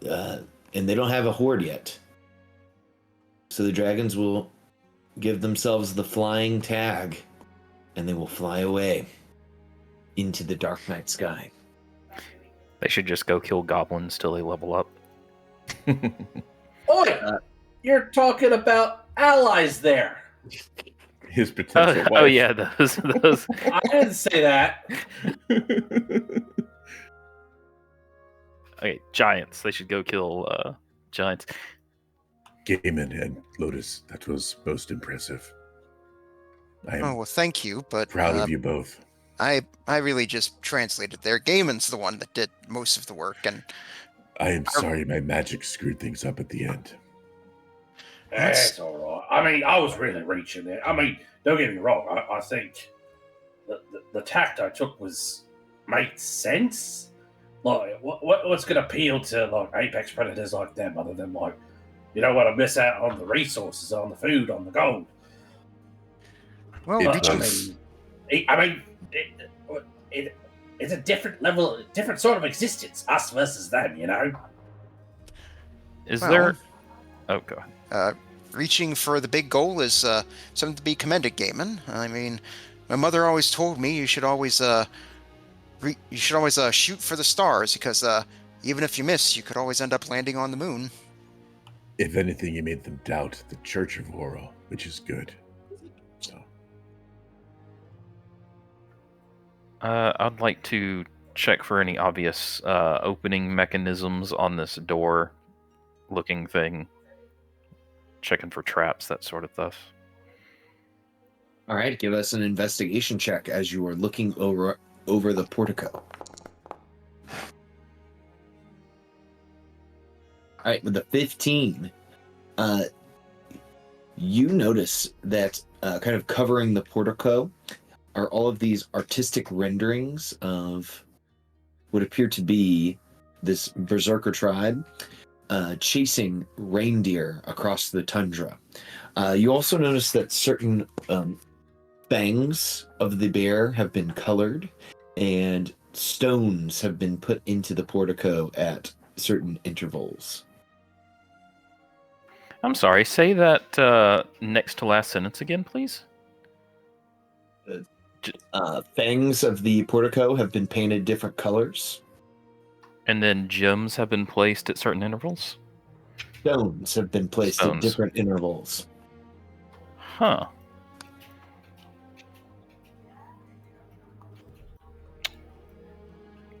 Can I discern any significance to the coloration in the interval of the stones?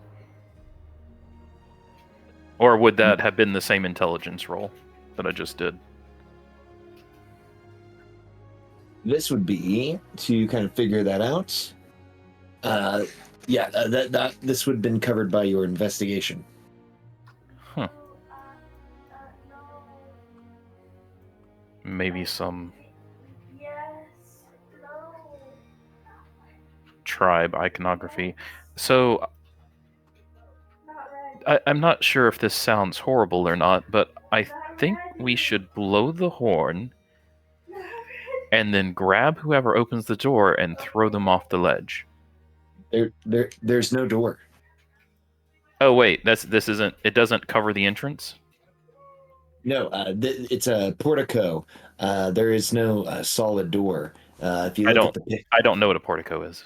If you look at the picture, Yeah, there's no door. It's just a cave entrance. just a door frame, basically, yeah. Oh, they just updated the frame. Okay, I'm sorry. I didn't know what a portico was.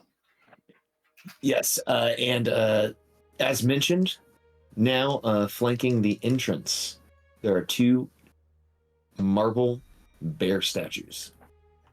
Can anyone tell if these things will come to life? Perhaps centuries since our last visit.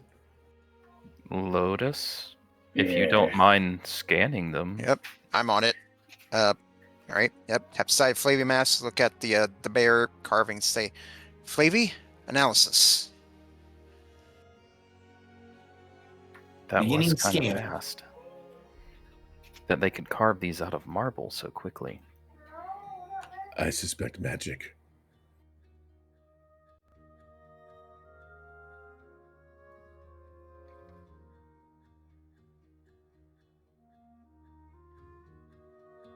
Perhaps the tribe has a powerful shaman. I don't know.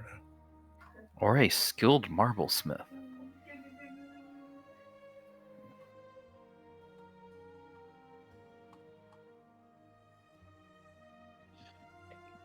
Flavy comes back to you and says, the statues in front of you, if they are indeed magical, I cannot penetrate the outer coating of the statue. Should I tip one over? Well, not me, exactly. He looks over at Cayman.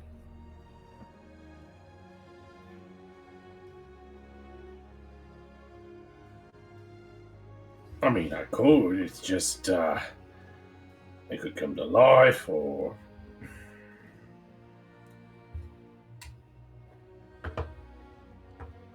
Well, let me at least try this.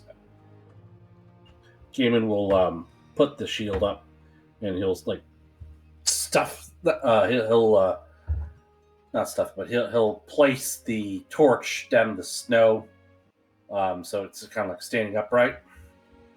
And he'll put the head back on his belt, and he's going to go and try. I have a before you touch it, Gaiman. Go ahead. Didn't Alicia say she could talk to the dead? Maybe we can ask.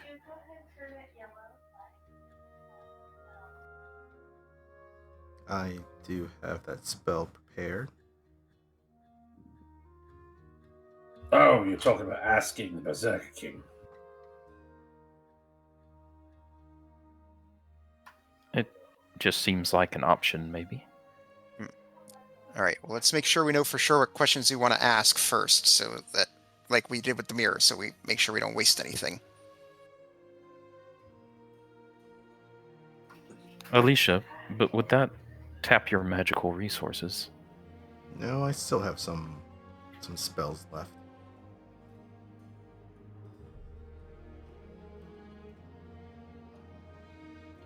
I'll just have to be careful with what I cast, but they'll still be there. Hmm.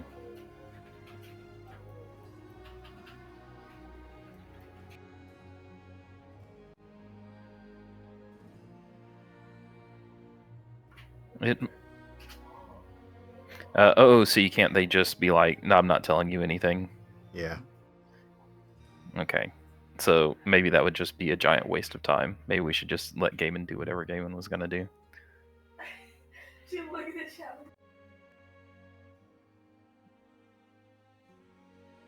ask about the spell, Alicia will tell you what it is. Yeah. Like, I know I'm the one that asked about the spell, but you I can't think even use it. It's a severed head, not a corpse. Yeah. the corpse must still have a mouth. Right, but I it's don't not know. a corpse. It's a severed head.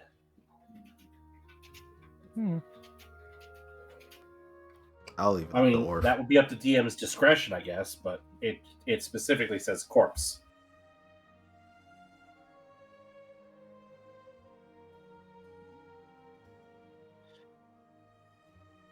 I would say that you guys, if you wish to cast the spell upon Frakney's head, I will rule that it will work.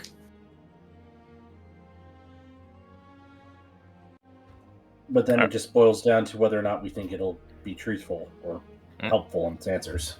Yeah, helpful in some way. Yeah, that's the big thing. It says it's not under can't- compulsion to offer truthful answers, so especially since it would recognize us as an enemy. Unless it would recognize Gaiman as the new king. Huh. You know, maybe. Or maybe we should just not use a third level spell slot and just do whatever.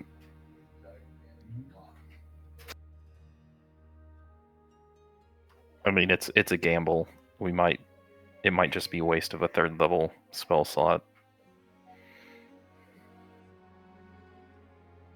We don't know exactly what we'll find inside. Perhaps it's more prudent to save such power. Probably. Yeah. Gaiman, maybe you should just do whatever you were going to do.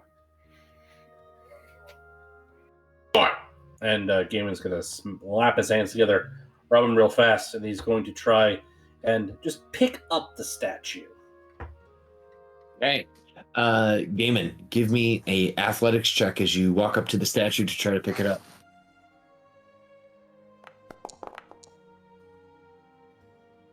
Okay, a 19 is pretty good, but this is a 5 foot by 5 foot piece of stone.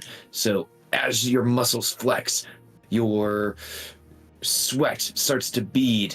The statue does not move up in the direction of you picking it up, but it does lift its head and stares at you into your eyes. I knew it. And this statue stares at you, Akia, and these statues will roll into initiative. I'll bring up my fists and my shield. Yeah, that seems about right.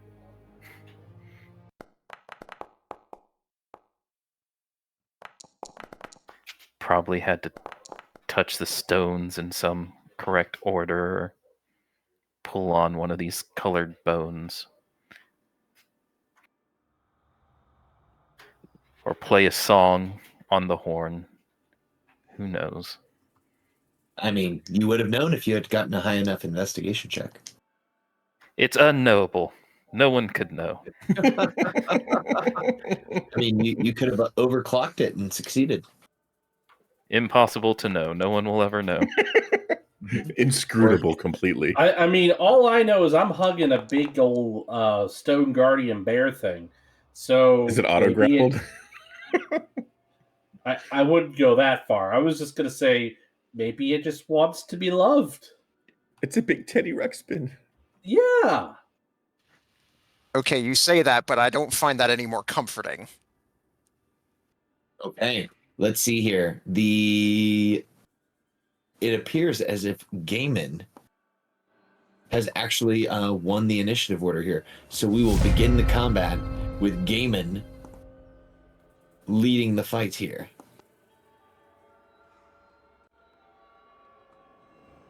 All right, Avalis, here's the plan. I'm going to rage, grapple this guy, maybe grapple the other one, and then you need to talk these blokes down.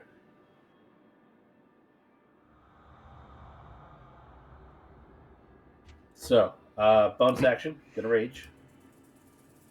Did you say talk them down? Yeah, that we're not a threat. This isn't the Snuggle Bear. Well, you know what? Fuck it. I'm going to target incomparable. While raging, I'm going to attempt to grapple them. I don't think these are beasts, Gaiman. I think they are constructs or... Fuck it! Alright, Gaiman's going to do athletic. Try to grapple. All right, that's a 22 for you. You have this creature grappled. Given my increased size, would you say that I need both hands to grapple, or could I get it in a headlock with one arm? I believe, you would only need one hand to grapple this creature as a large creature. One hand right, free. All right, in that case, I will now attempt to reach out to Wool.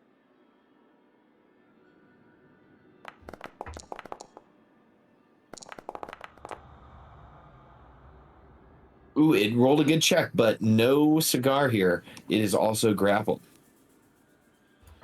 Okay. The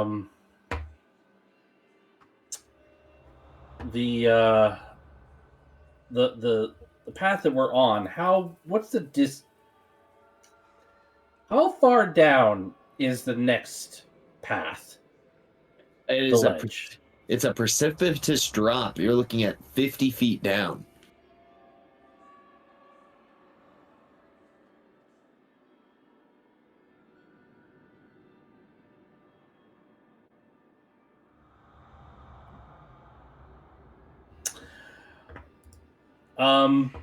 Yeah. Fuck it. I've got them both. I've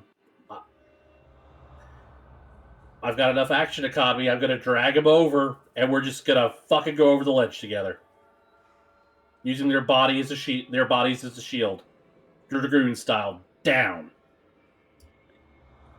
All right, so you're gonna move.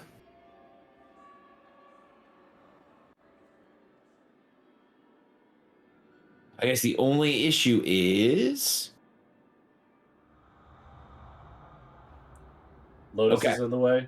Lotus is in the way a little bit, but I think just by moving a little bit on their way down, you can try to drag them over with you. So, okay, I'll go ahead and roll everyone's 5d6 falling damage. Unless you want to use your parachute. Nah. Okay, so we see Gaiman, and we see the other the bears just go right over the edge. And Gaiman, you're going down with them, is that correct? Yep. Okay, yeah, so you guys just see them go down with Gaiman over the edge. As they both take 17 points of damage as they hit the ground. I think that. Do you need me to roll separate damage for my fall, or is it 17 across the board? We'll just do the 17 across the board, and when they hit the deck, they would fall prone because they took falling damage. Gaiman, Sorry, go ahead. I was gonna say you can give me an athletics check to see if you can stick the landing without taking this being knocked prone, I should say. All right, Gaiman lands it on his feet without taking the prone condition.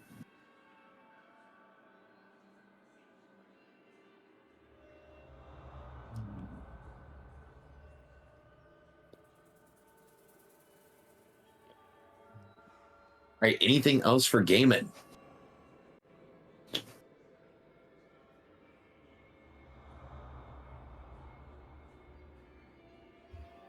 No, that's bonus action, and movement. Gaiman's just down here, I guess, yelling up to everyone on the top of the ledge. Listen, you've got the bloody high ground. Use it. Pummel these fuckers. And I will pass to Lotus, but I'm sure one of these bad boys is going to steal. Absolutely. Wool is going to steal. Okay, Wool is going to... Well, it's grappled at the moment, so it's not going to be able to just stand up because its speed is 0. It's going to make 2 multi-attacks. These are going to be at disadvantage. It is going to start by first targeting Gaiman. It's going to use its Stone Roar. Let's see if it can accurately place this roar directly into your ear hole. It looks shit. like it gets an 18 to hit, so it accurately targets your ear hole with its roar. And I'm going to need you to, at the end of your turn, you can make a save, but Gaiman is now deafened as this bear just went into your ear. It will now make a slam attempt. That is also an 18 to hit. And I'm going to need a Constitution saving throw from Gaiman as it's trying to daze you. All right. So I take damage and then DC 14 con save? That's correct.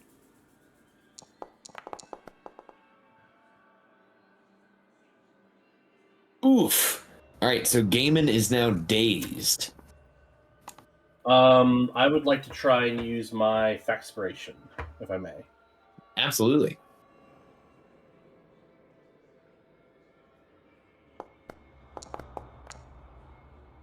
God damn it! I will succeed at a cost.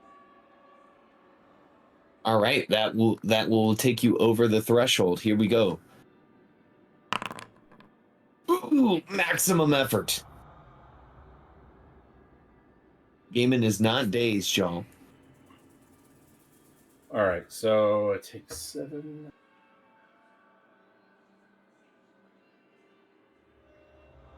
All right, and that's half of my current HP, right? Yep. Take true damage equal to 50% of your current HP.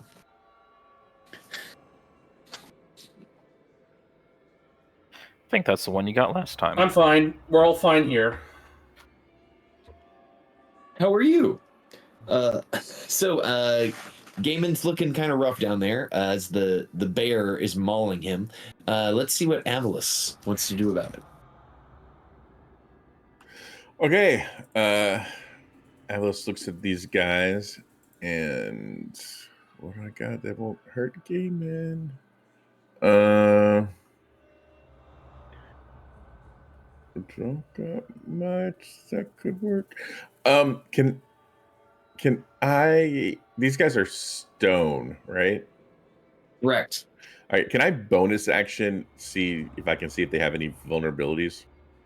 Absolutely. Give us a monster research Oh, check. let on me those. target them, of course. Okay.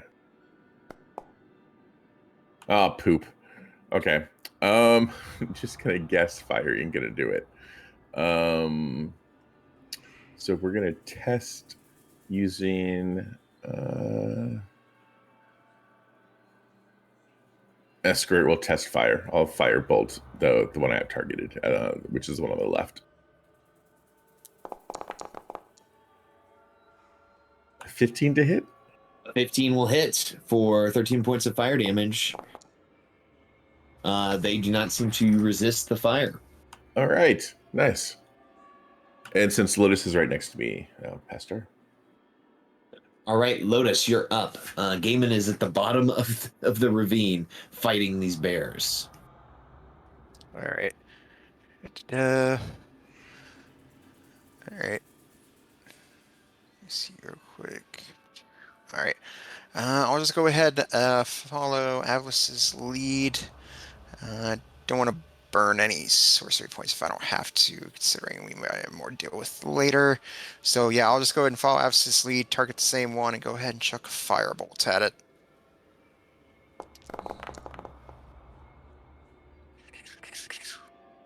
Wow, that Nice. definitely hits. For 18 points of fire.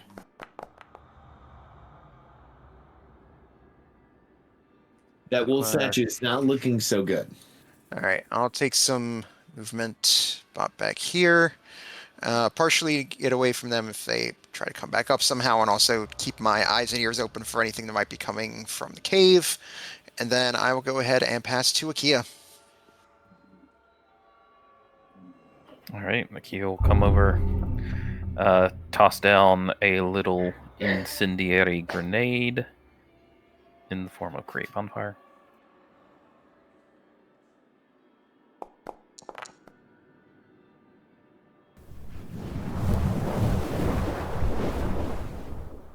All right. Deck save. All right, that is a failure. They're going to take 6 points of fire damage. And I'll tell Kumakyu to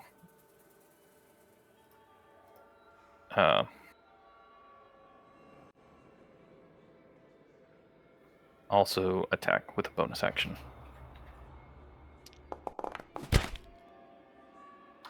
Uh, 9. A 9 will miss. And then pass to Alicia. All right, Alicia, you're up.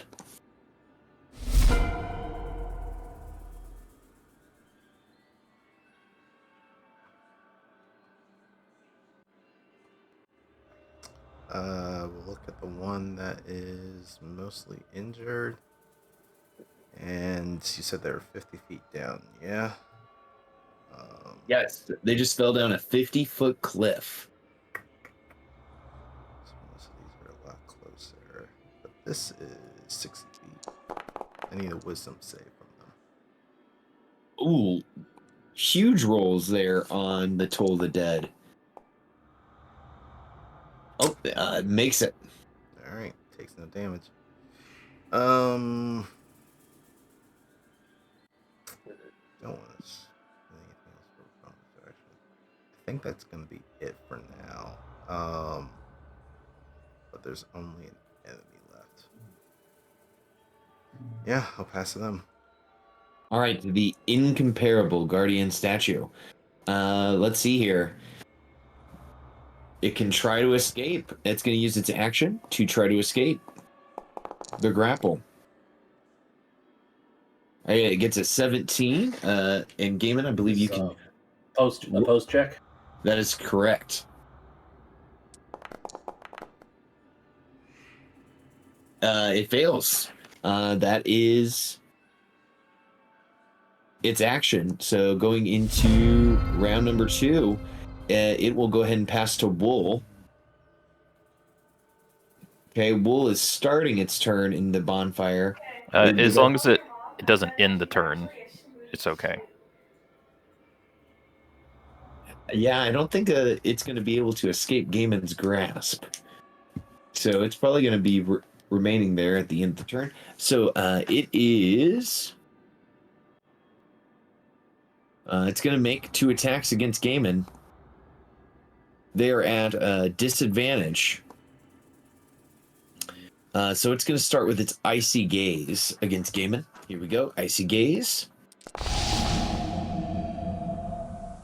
But a 12 will miss. Thank And goodness.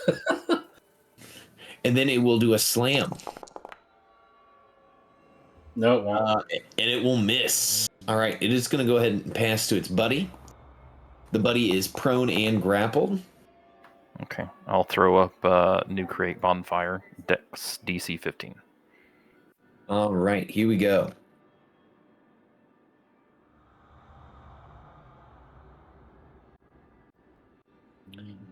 Let's see if it makes the save.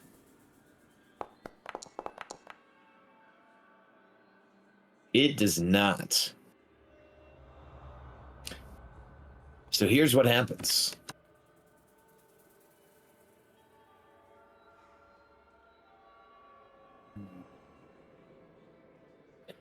It dies. And as it dies, it explodes.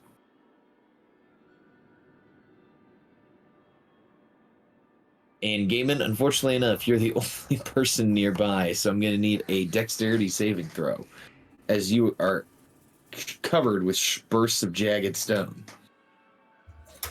Unfortunately or fortunately, because I just stopped everyone from taking that blast. That's true. Said Gaiman's tanking like a champ. All right, so I will do a dex save with advantage because I'm assuming I can see it coming. You can. And you weren't deafened. And deafened is one of the only ways to turn off barbarian danger sense. That is a succeed. So you do not take any damage. This is a save or suck here for the Wool Guardian. Sweet. And it is no more. All right, it will go ahead and pass up to Avalus. All right, he's going to do the same thing to the other guy. Maybe. Spells.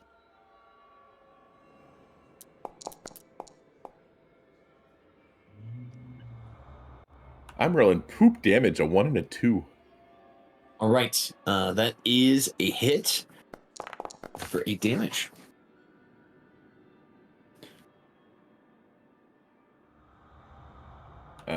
He'll pass to Lotus and shrug. Did Incomparable go, or was that or were they at the end of round 1? Oh, they got past 2 and they didn't do anything, did they? Well, because you said they spent their action trying to get away from Gaiman's grapple and they failed. Yeah, but I think that was their turn. first action. Yes, so they should have done something. Yeah, they Alright. move around doing that. So they'll go for an attack on Gaiman with a slam for 9 damage, and we'll need a con save from Gaiman. Okay, 9, that's 4. Yes, because I was figuring out what happened to the other bear.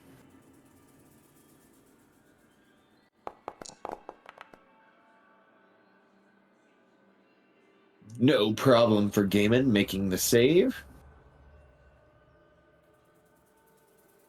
And they get to make one more attack, so they'll do their Icy Gaze at disadvantage. Because prone. Okay. So Gaiman, the Icy Gaze hits you for 13 cold damage. And your speed is going to be reduced until the end of the Bear Guardian statue's next turn. Some to cold damage, so I only take half of that. Well, there we go. Gaiman's looking very good here. Okay, and now Lotus, give it to us here. All right. Just a little bit. All right. Go ahead and target the remaining bear statue. Then go ahead and throw firebolts at it. All right. 16 for 10 fire. That hits. All right. I'll go ahead and bop back and then pass to Gaiman. All right, Gaiman, you've got one statue destroyed, and one statue is left behind.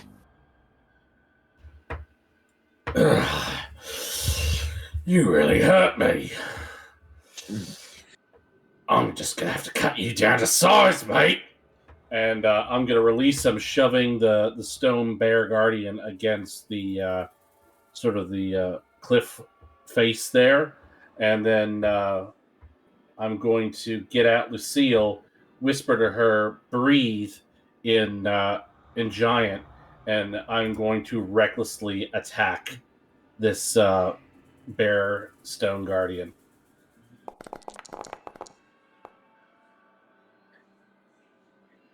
That is a hit at advantage because they are prone for 15 points of slashing. Oh, I didn't need to go reckless. Okay. That's correct. Yeah, so you can take back reckless because they were All right. prone. I will refund the reckless. I will refund the reckless then. And then my extra attack.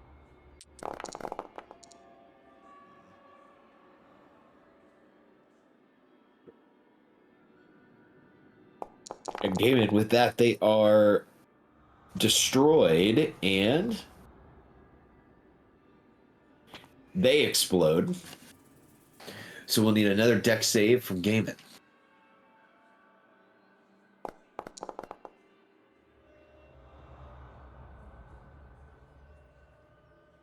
I guess I just take the 5. That is correct. And as it is destroyed, combat ends.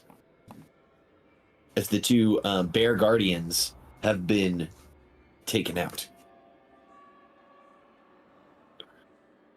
All around Gaiman are just shards of stone and the broken apart pieces of the construct.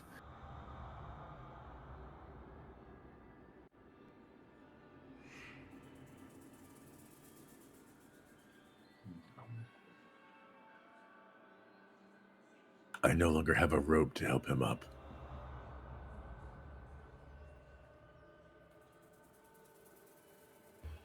It's all right. You didn't get your rope It's back? fine. I never got it back. Gaiman starts limping back up the path. What do we use it for? When we were going into the the upside down tower. Yeah.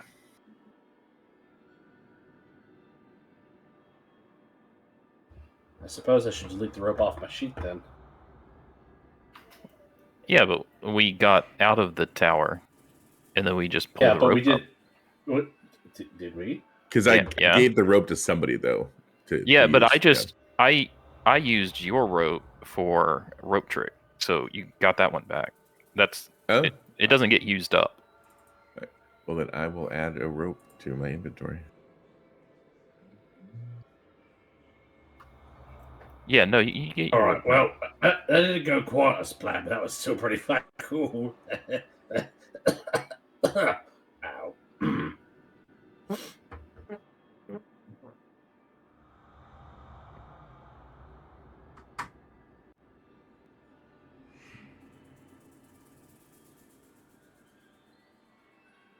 Heroes, you see the portico lies open ahead of you. The guardian statue's been removed. No, I think Emily, you were right. I should have just, Sparta kicked the fucking thing over the ledge and be done with it. It's quite all right. We couldn't have known for sure. It just seemed likely that with the short time and what they were, that's what they were.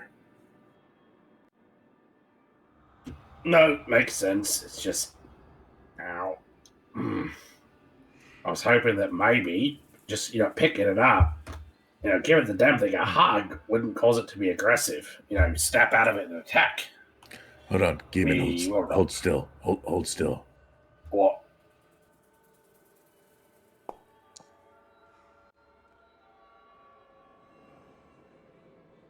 It's not a lot, but 22 hit points. Good.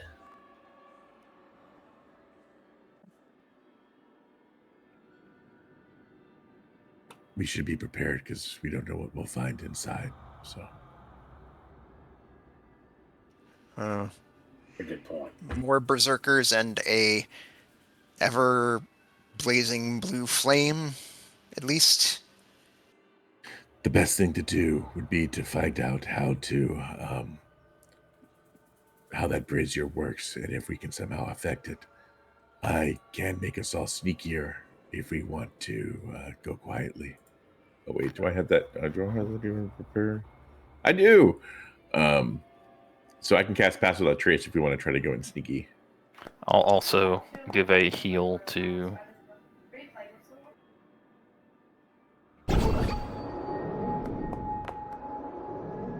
A 1.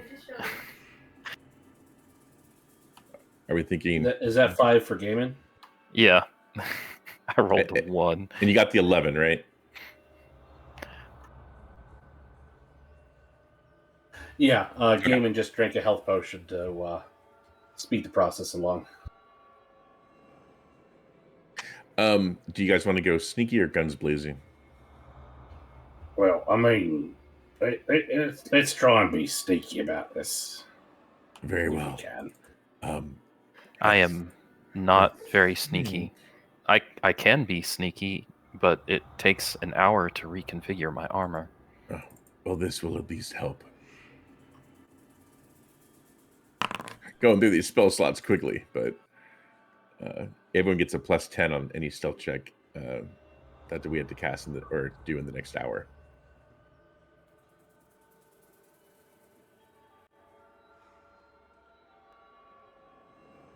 We also don't leave tracks behind, which is nice. You know what? I'm going to see if I can't, avoid the worst of this. I should have attuned that new sword. Too late now.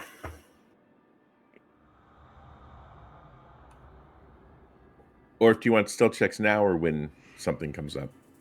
I'll ask you guys for them when something comes up. So the portico lies open ahead of you. Well, nothing ventured, nothing gained, right?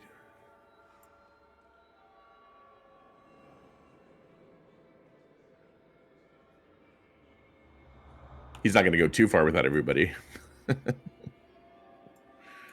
I was thinking that if we blew the horn, maybe they would come out to investigate, because we don't want to engage in combat around that blue flame.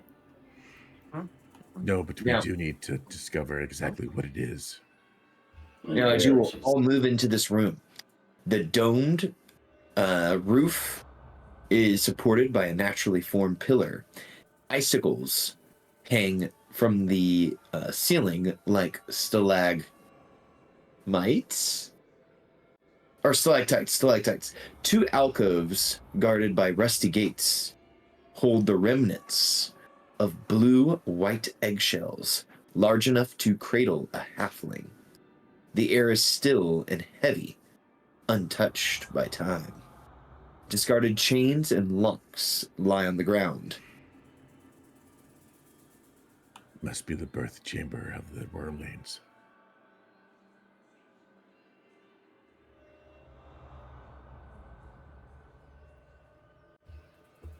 Kia, do you reckon dragon eggshell is valuable?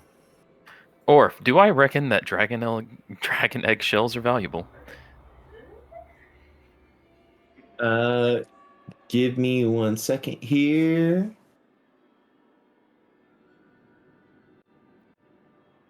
Okay, give me a nature check.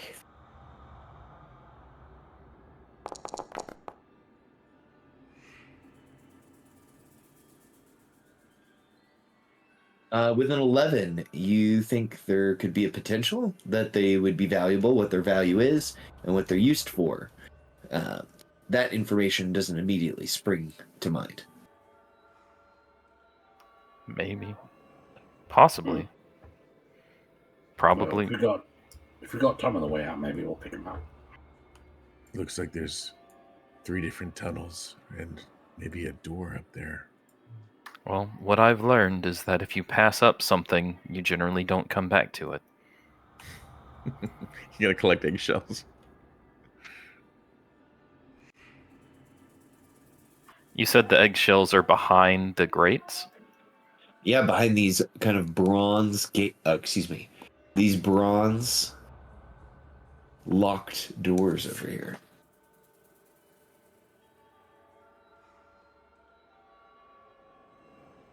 I'll look must have been for a cells. trap. All right, give us an investigation check. Just because I feel like it's weird that they're locked with nothing inside that I can make out. Well, there's dragon egg shells inside. Oh, maybe it's locked because they're valuable. Yeah, you do not detect the presence of any traps. All right, I'm going to try and pick the locks. Okay, give us a thieves' tool check on the first locked door. All right, on the first locked door, you are able to open the door. All right, I'll go in, take a quick look around, then if I don't see anything else, I'll put the eggshell in the bag of holding. All right, you now have the eggshell of 1 dragon egg. And then I will repeat the process on the second one, figuring that if the first one wasn't trapped, the second one probably won't be. So they'll just go ahead and pick the lock. All right, give us a thieves' tool check.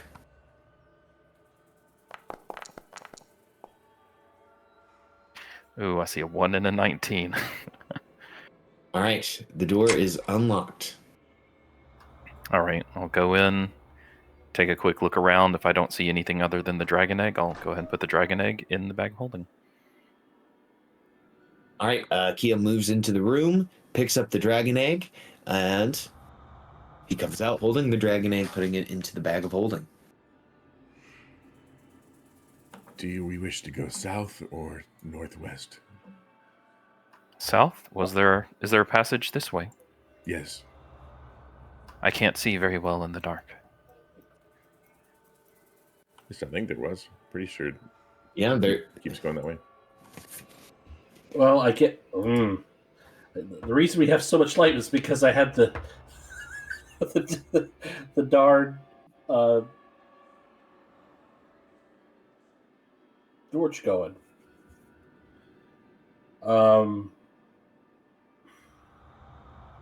Should I put my torch out? Yes. I Okay. have decent dark vision. I can't see shit. Stay with me then. And he'll hold Gaiman's hand. Okay. Gabriel will put away his Or- ice knife, and he will take Avalos' hand. So we can go northwest, or we can go south. One is as good as the other, I suppose. I figure Wait, leading no, game in one is not as good as this the way. other. We want to, figure out Oh shit! where things are. Now we can go northeast, northwest, or southwest. Is there a spirit up? All right, I guess I'll try. Oh, I see light. Do I? Oh, is that it? That's blue. Something's blue, You see something blue. and it glows on its own. Um, Oh, sorry, Gaiman. where are you, Sorry. Avalos? Okay, I'm here. Go 2 steps to your left. Yep. Okay. Now go 1 more step to your left. Yep. Okay. Now go 3 down, and you should see some light now. Okay. I mean, like you, it's not like we're going steady or nothing. I have. Do I have a strong feeling that this is what we might be looking for? So, let me tell you guys what happens as you enter this room. This chamber is cloaked in perpetual frost, glimmering under the dance of a flickering blue flame.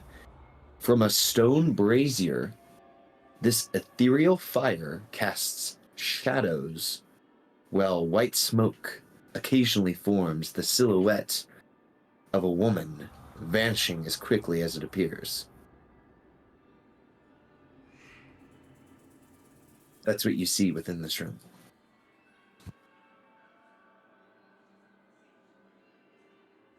So, it's made of stone. I don't think it can be moved. If it's, is it carved or is it formed? You know, does that make sense? Yes. So the stone brazier appears to have small clawed feet that rest upon the ground. Oh, it can be moved. Do we want to check it for? I would hate for someone to touch it and something bad to happen. Well, before you do, I'll do my thing. I'll look at the brazier and say, Flavy, analysis. Akia has already lifted up their hand. Not put it in the fire, but kind of held it up like someone 2 feet away. Okay. Flavy comes to life. Analysis started. The flame is indeed magical, giving off a strong aura of abjuration. All right, and I'll pass that on to Akia. You get no response. Do I feel anything coming from the fire? Do you feel anything coming from the fire? Yeah, like heat, cold. There seems to be no heat or cold coming off of the fire. I get closer. All right. Okay. Now you're 1 foot away. Just a few inches away from the flame. Gaiman's gonna come up behind you, put his hand on your shoulder. But, oi, mate. We don't know what that's gonna do to you. I wouldn't touch it until we understand it.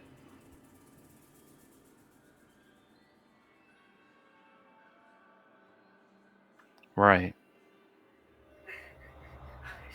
Best to be cautious, Akia. This gift was not given to us.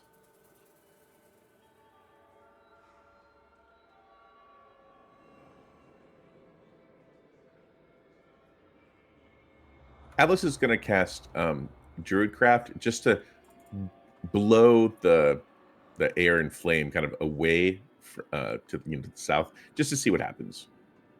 It's harmless and minor, so it's not like a gust or anything. It's just a little puff. Okay. As you do that, the light in the room shifts slightly, and those of you standing close to the brazier notice that there's an inscription running along the lip of the brazier.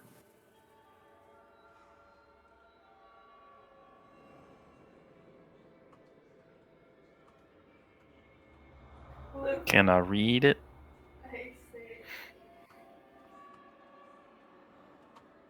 Looking at your languages, you cannot read it. I guess Avalos will step forward. Can he read it? Avlis, as you step forward, you can read it as it is written in the Sylvan language. Oh, shit. Okay. Yeah, he will do so out loud. Well, unless he thinks it's like a spell, but then if not, he'll read it out loud. Okay. The inscription says, "In frost and fire I stand alone, guarded by winter, heart as stone. To quench my flame, a secret lies, in shadows cast, not where light dies. Speak forth the answer, clear and true. To douse my flame, no magic you'll use. What force am I, both seen and felt? What makes the hardest ice to melt?" And I know that was a lot of It's a words. lot of riddle. Yeah. It's another riddle. And Avalos smiles.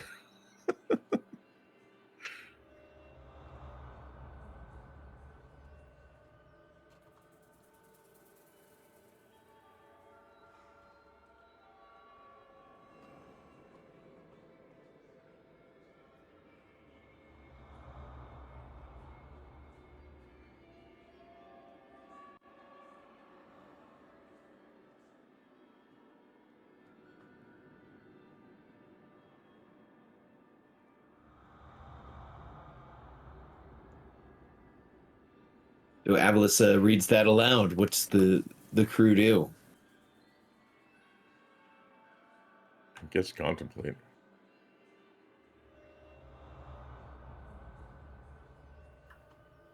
I mean, I don't think that I am good at riddles. Lotus is thinking it over, and she's wrote it down in a comment in her notebook for herself and for anyone else to more easily reference.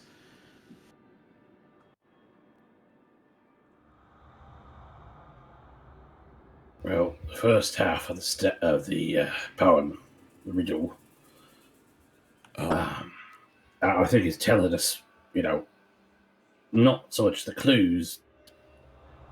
We have to, solve the riddle, speak a command word in order to turn that light off. So the riddle is just the last two lines. I've found that before this eternal winter, ice would be melted by either sunlight or the summer or heat in general. It could be any of those. Well, here's the thing, though, is like, I don't disagree with you. Like, what force am I both seen and felt? Well, you could definitely see the sun and feel it as well as fire. And we have to ask the question, considering it's Auril, Lady Frostkiss, someone who has been revered by these band berserkers, gifted this. Are we talking about the literal answer or like a metaphorical answer?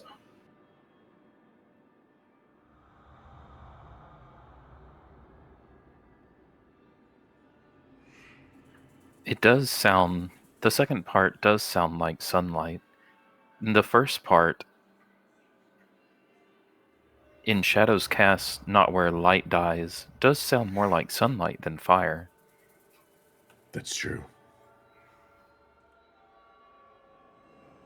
The first sentence, in frost and fire I stand alone, guarded by winter, heart as stone.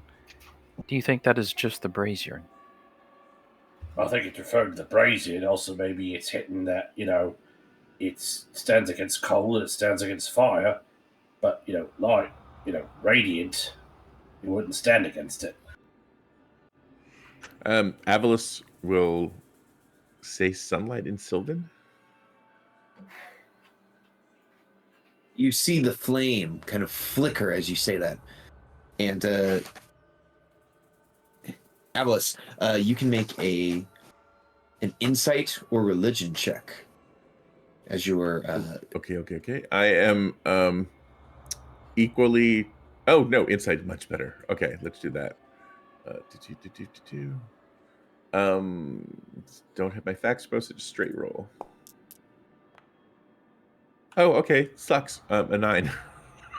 you're not sure what feelings you're getting from this riddle or from the flame flickering at the mention of sunlight. That sunlight does not appear to be the correct answer, but the flame did flicker. Well, then the metaphor is love. Love. Very well. Well, I mean, it's just my take. I could be completely wrong. I mean, it's not like I got struck down for saying a wrong answer. So he'll Oh, say yeah. love in Sylvan. The flame, you see no change, and there is no change in the room as you say the word love. No, we seem to be getting, and pardon the pun. Yeah, colder. Colder. Yeah, I know. So something related to sunlight, perhaps.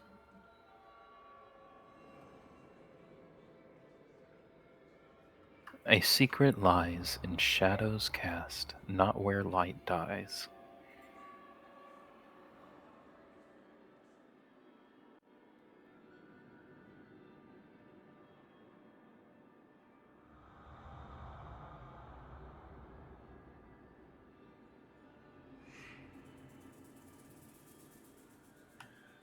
Lotus or Alicia, do you have a guess?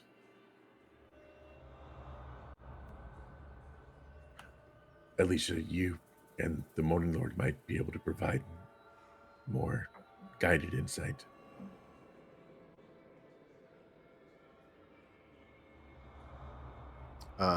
Or using what was said earlier, could Alicia attempt a religion check? Absolutely. To see if there's something that sticks out to Alicia.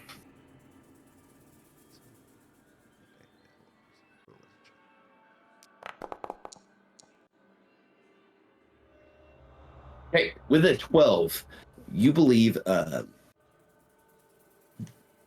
this answer might be not as paradoxical or metaphorical as the group may be believing. You think that potentially heat or warmth is potentially the answer here.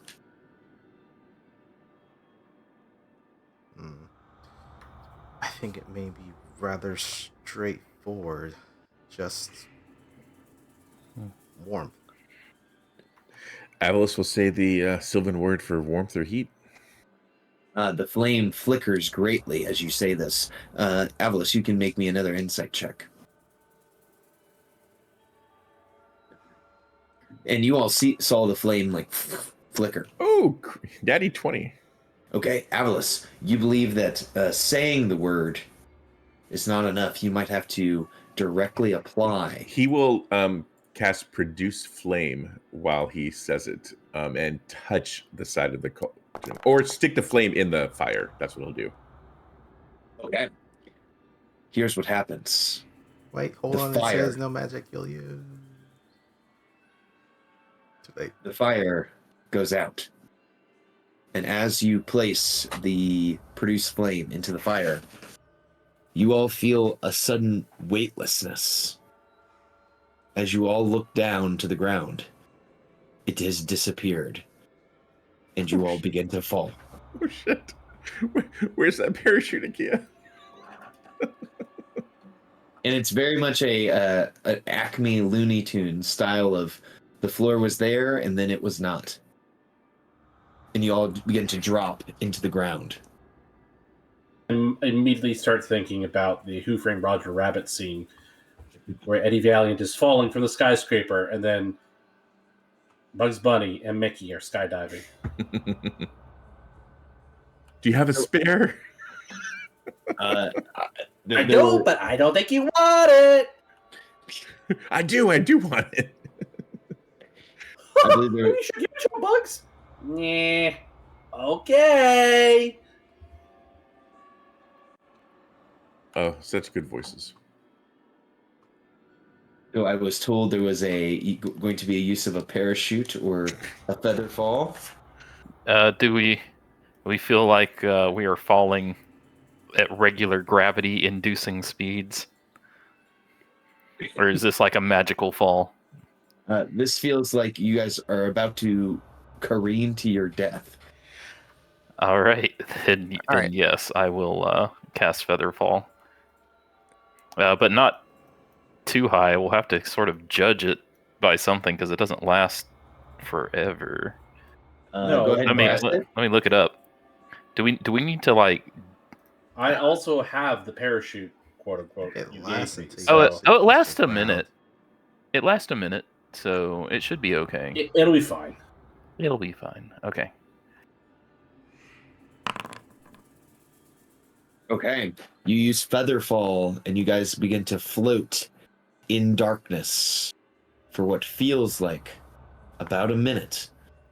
As your feet begin to kind of feel like they're getting closer to the ground, they make solid contact. As they do, fires light around you in torches, illuminating a cavern. And I need to take you to a new map. It is a good thing we grabbed those eggshells while we could. As you come to and the fires illuminate the world around you, you notice that there is a sarcophagus nearby.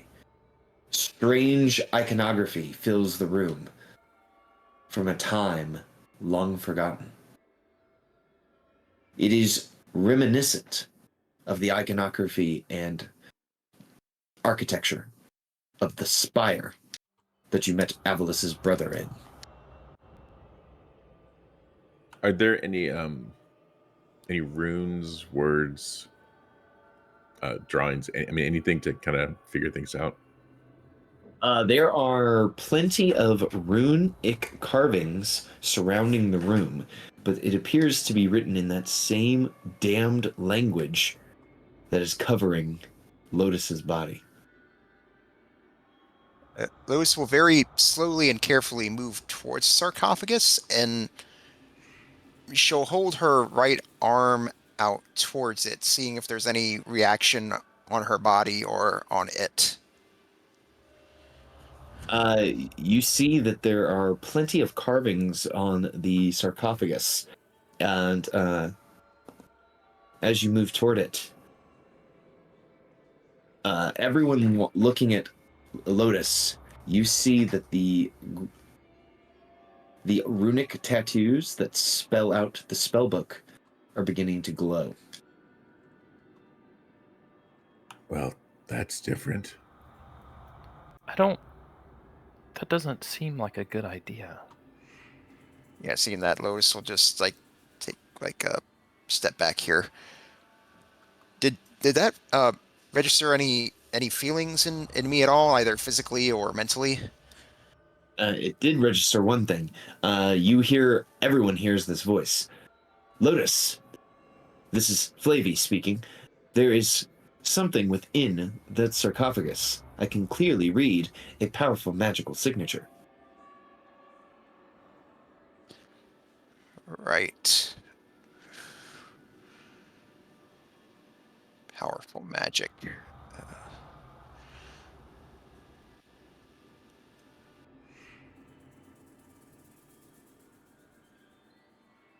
Maybe we should look around a little bit.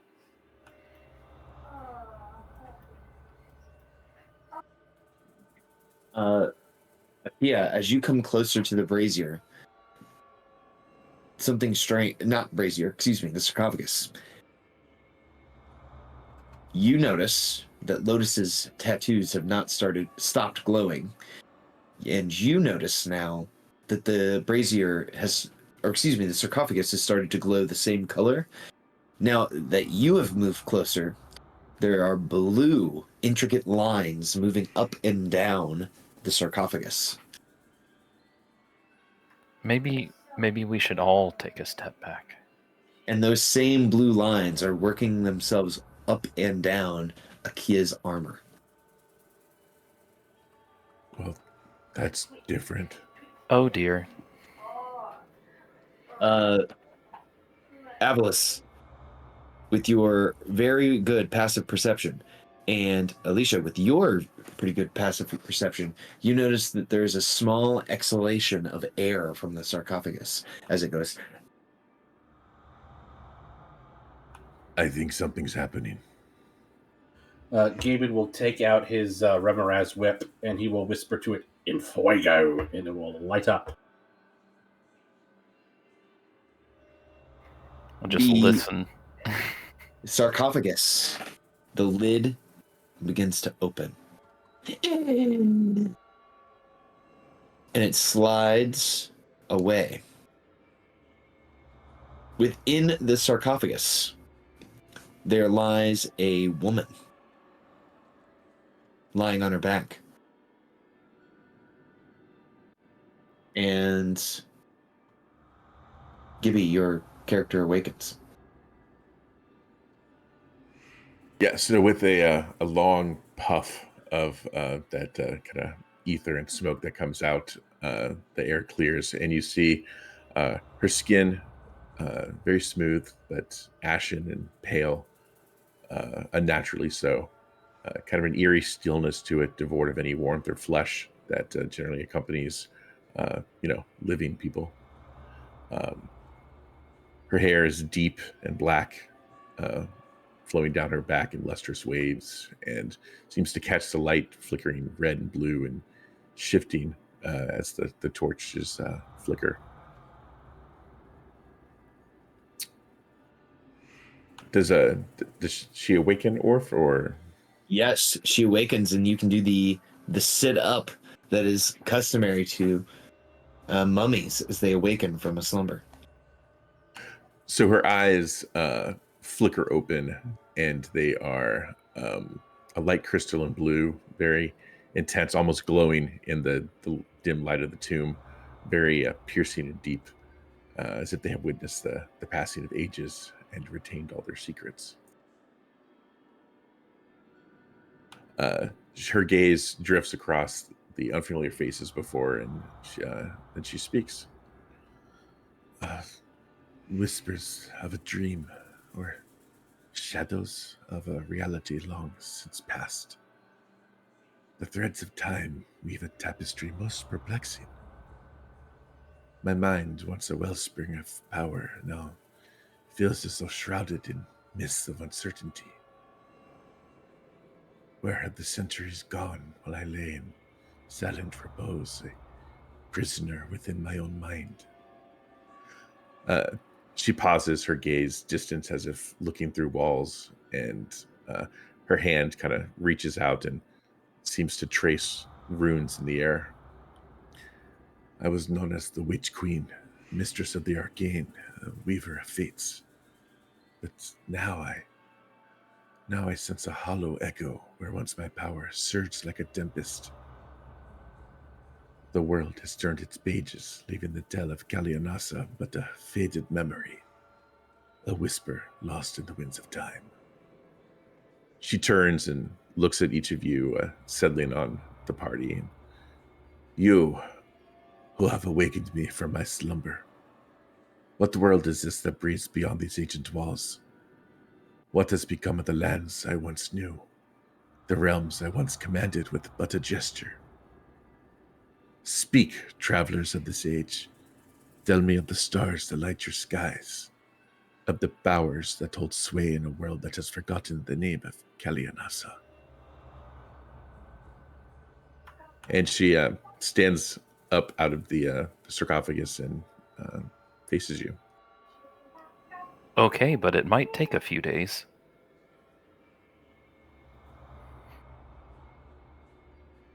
Oh, I can't move. Oh, are you in a... Oh, you're in a box. Hold on. We'll get you out of the box. There we go. It's a witch in a box. Oh, I also don't have vision, oddly enough. Let's fix that. Party, you just saw this lady step out and out of the box in a very similar method and manner to the mummy you awakened at the Elven Tomb. If I had a nickel for every mummy that stepped out of an elven tomb, I'd have 2 nickels, which isn't a lot of money, but it's weird that it's happened twice. Mm. If anyone's watched that cartoon. Or can you give me 120 feet of dark vision? My token doesn't appear to have it. Well, I guess to answer your very first question here,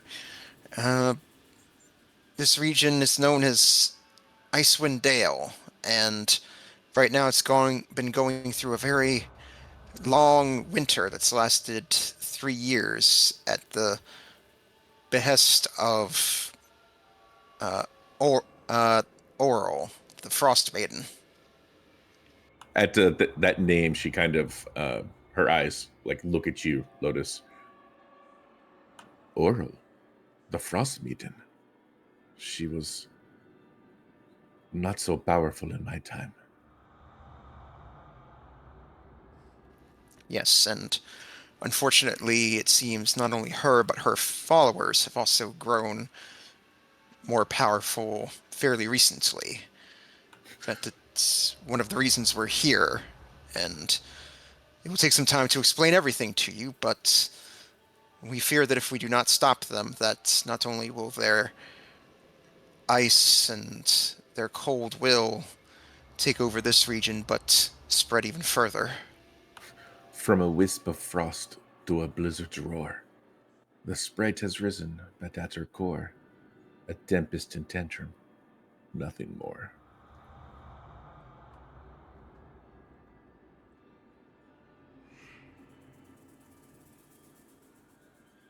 I mean, not to speak out of turn, but it's a bit more than a tantrum. You can't see the sun anymore up here. She's taken over entire towns. Her Minds intentions have been, warped.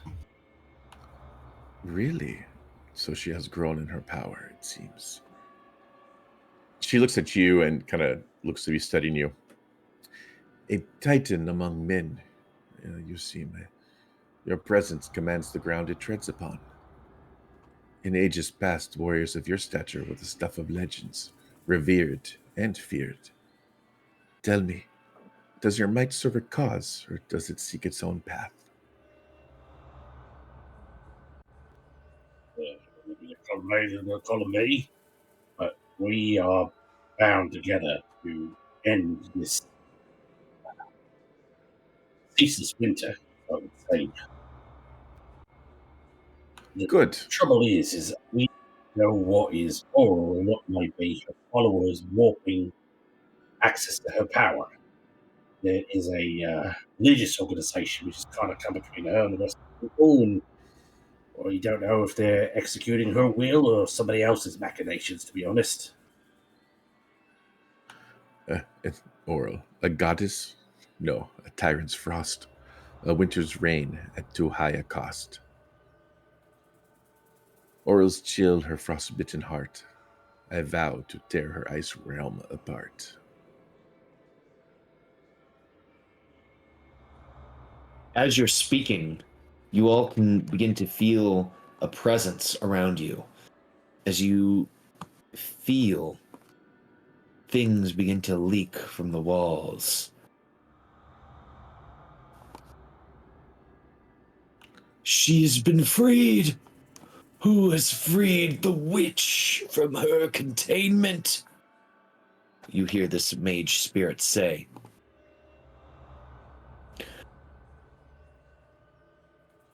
They have let her loose. What have you done?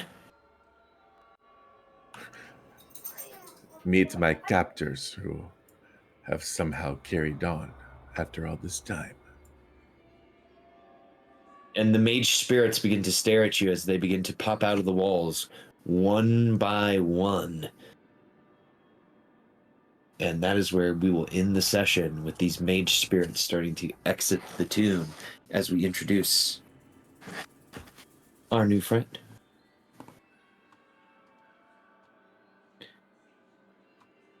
And it's Kalianasa. Kalianasa. So, friends, how are we feeling after that session of Rime of the Frostmaiden? Stuff's crazy. It's gonna be sad to bid adieu to Avalis, but he's not. It's gonna be a little easier, I think, with someone less rigid. I don't think he was, so rigid.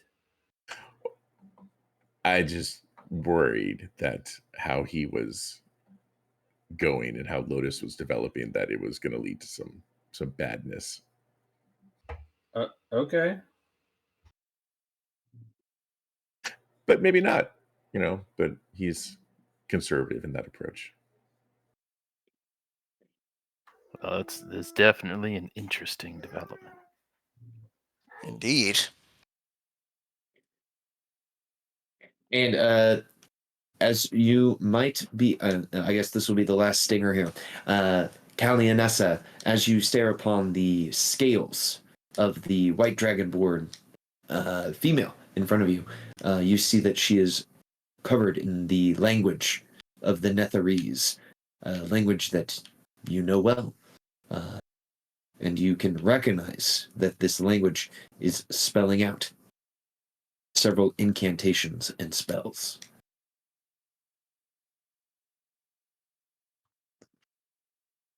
Dun dun dun. Dun, dun, dun. Cool. Okay, everyone. Well, next week, 23rd, shouldn't have any change in service, as you guys are going to try to make your way out of this cavern. And as Matthew pointed out, there's no going back. But maybe there's going back. You just got to find your way out of the cavern. So before we adjourn, we got any questions, comments, concerns, or anything that we should mention before the break? No, just I wasn't expecting a new character, but Gaiman doesn't have the best track record with trusting people. Mhm. So it's like, well, hold on a second. Let's hear out the mages, see what they have to say. They did, trap her for a reason. Yeah. That's valid. Absolutely valid. We didn't free her. Her box malfunctioned. Maybe Yeah, you side with the exactly. mages. Who knows? As far as we're concerned, this was your guys' fault. Yeah. I mean, I just walked up Listen, to it. I am the king of fucking up and touching something that shouldn't be touched. We did not touch anything. That is confirmed. You guys didn't actually touch her sarcophagus. And now I got a barcode on me, a glowing barcode. Absolutely. This damn Netherese magic. And now I'm glowing like I'm in a rave. Yeah, Yeah, you is get that a all these bug cool or a glowing. feature? Yeah, you got all these cool glowing runes. Akia's got a barcode. Like what? A barcode. You're shimmering with blue lines all over your Yeah. body. Like I extra took from it. Tron. I took it as they were all vertical. Okay, it's like Tron. All right, that's cool. There's I don't know how many lines are in a barcode, but there's just a very small rectangular shape section of vertical lines on your forehead that are glowing blue. Oh no. Yes, it's a barcode. Oh. No, it's not. It wouldn't be that lame. All right, everyone. Well, I'm glad that we all were able to make it tonight, and I can't wait to hang out with you gentlemen again next week as we continue to solve the rhyme of the Frostmaiden. All right. Sounds good. Thanks for All running. right. Thank you for running. My pleasure. Bye bye. And thanks everyone for tuning in. Catch you next time.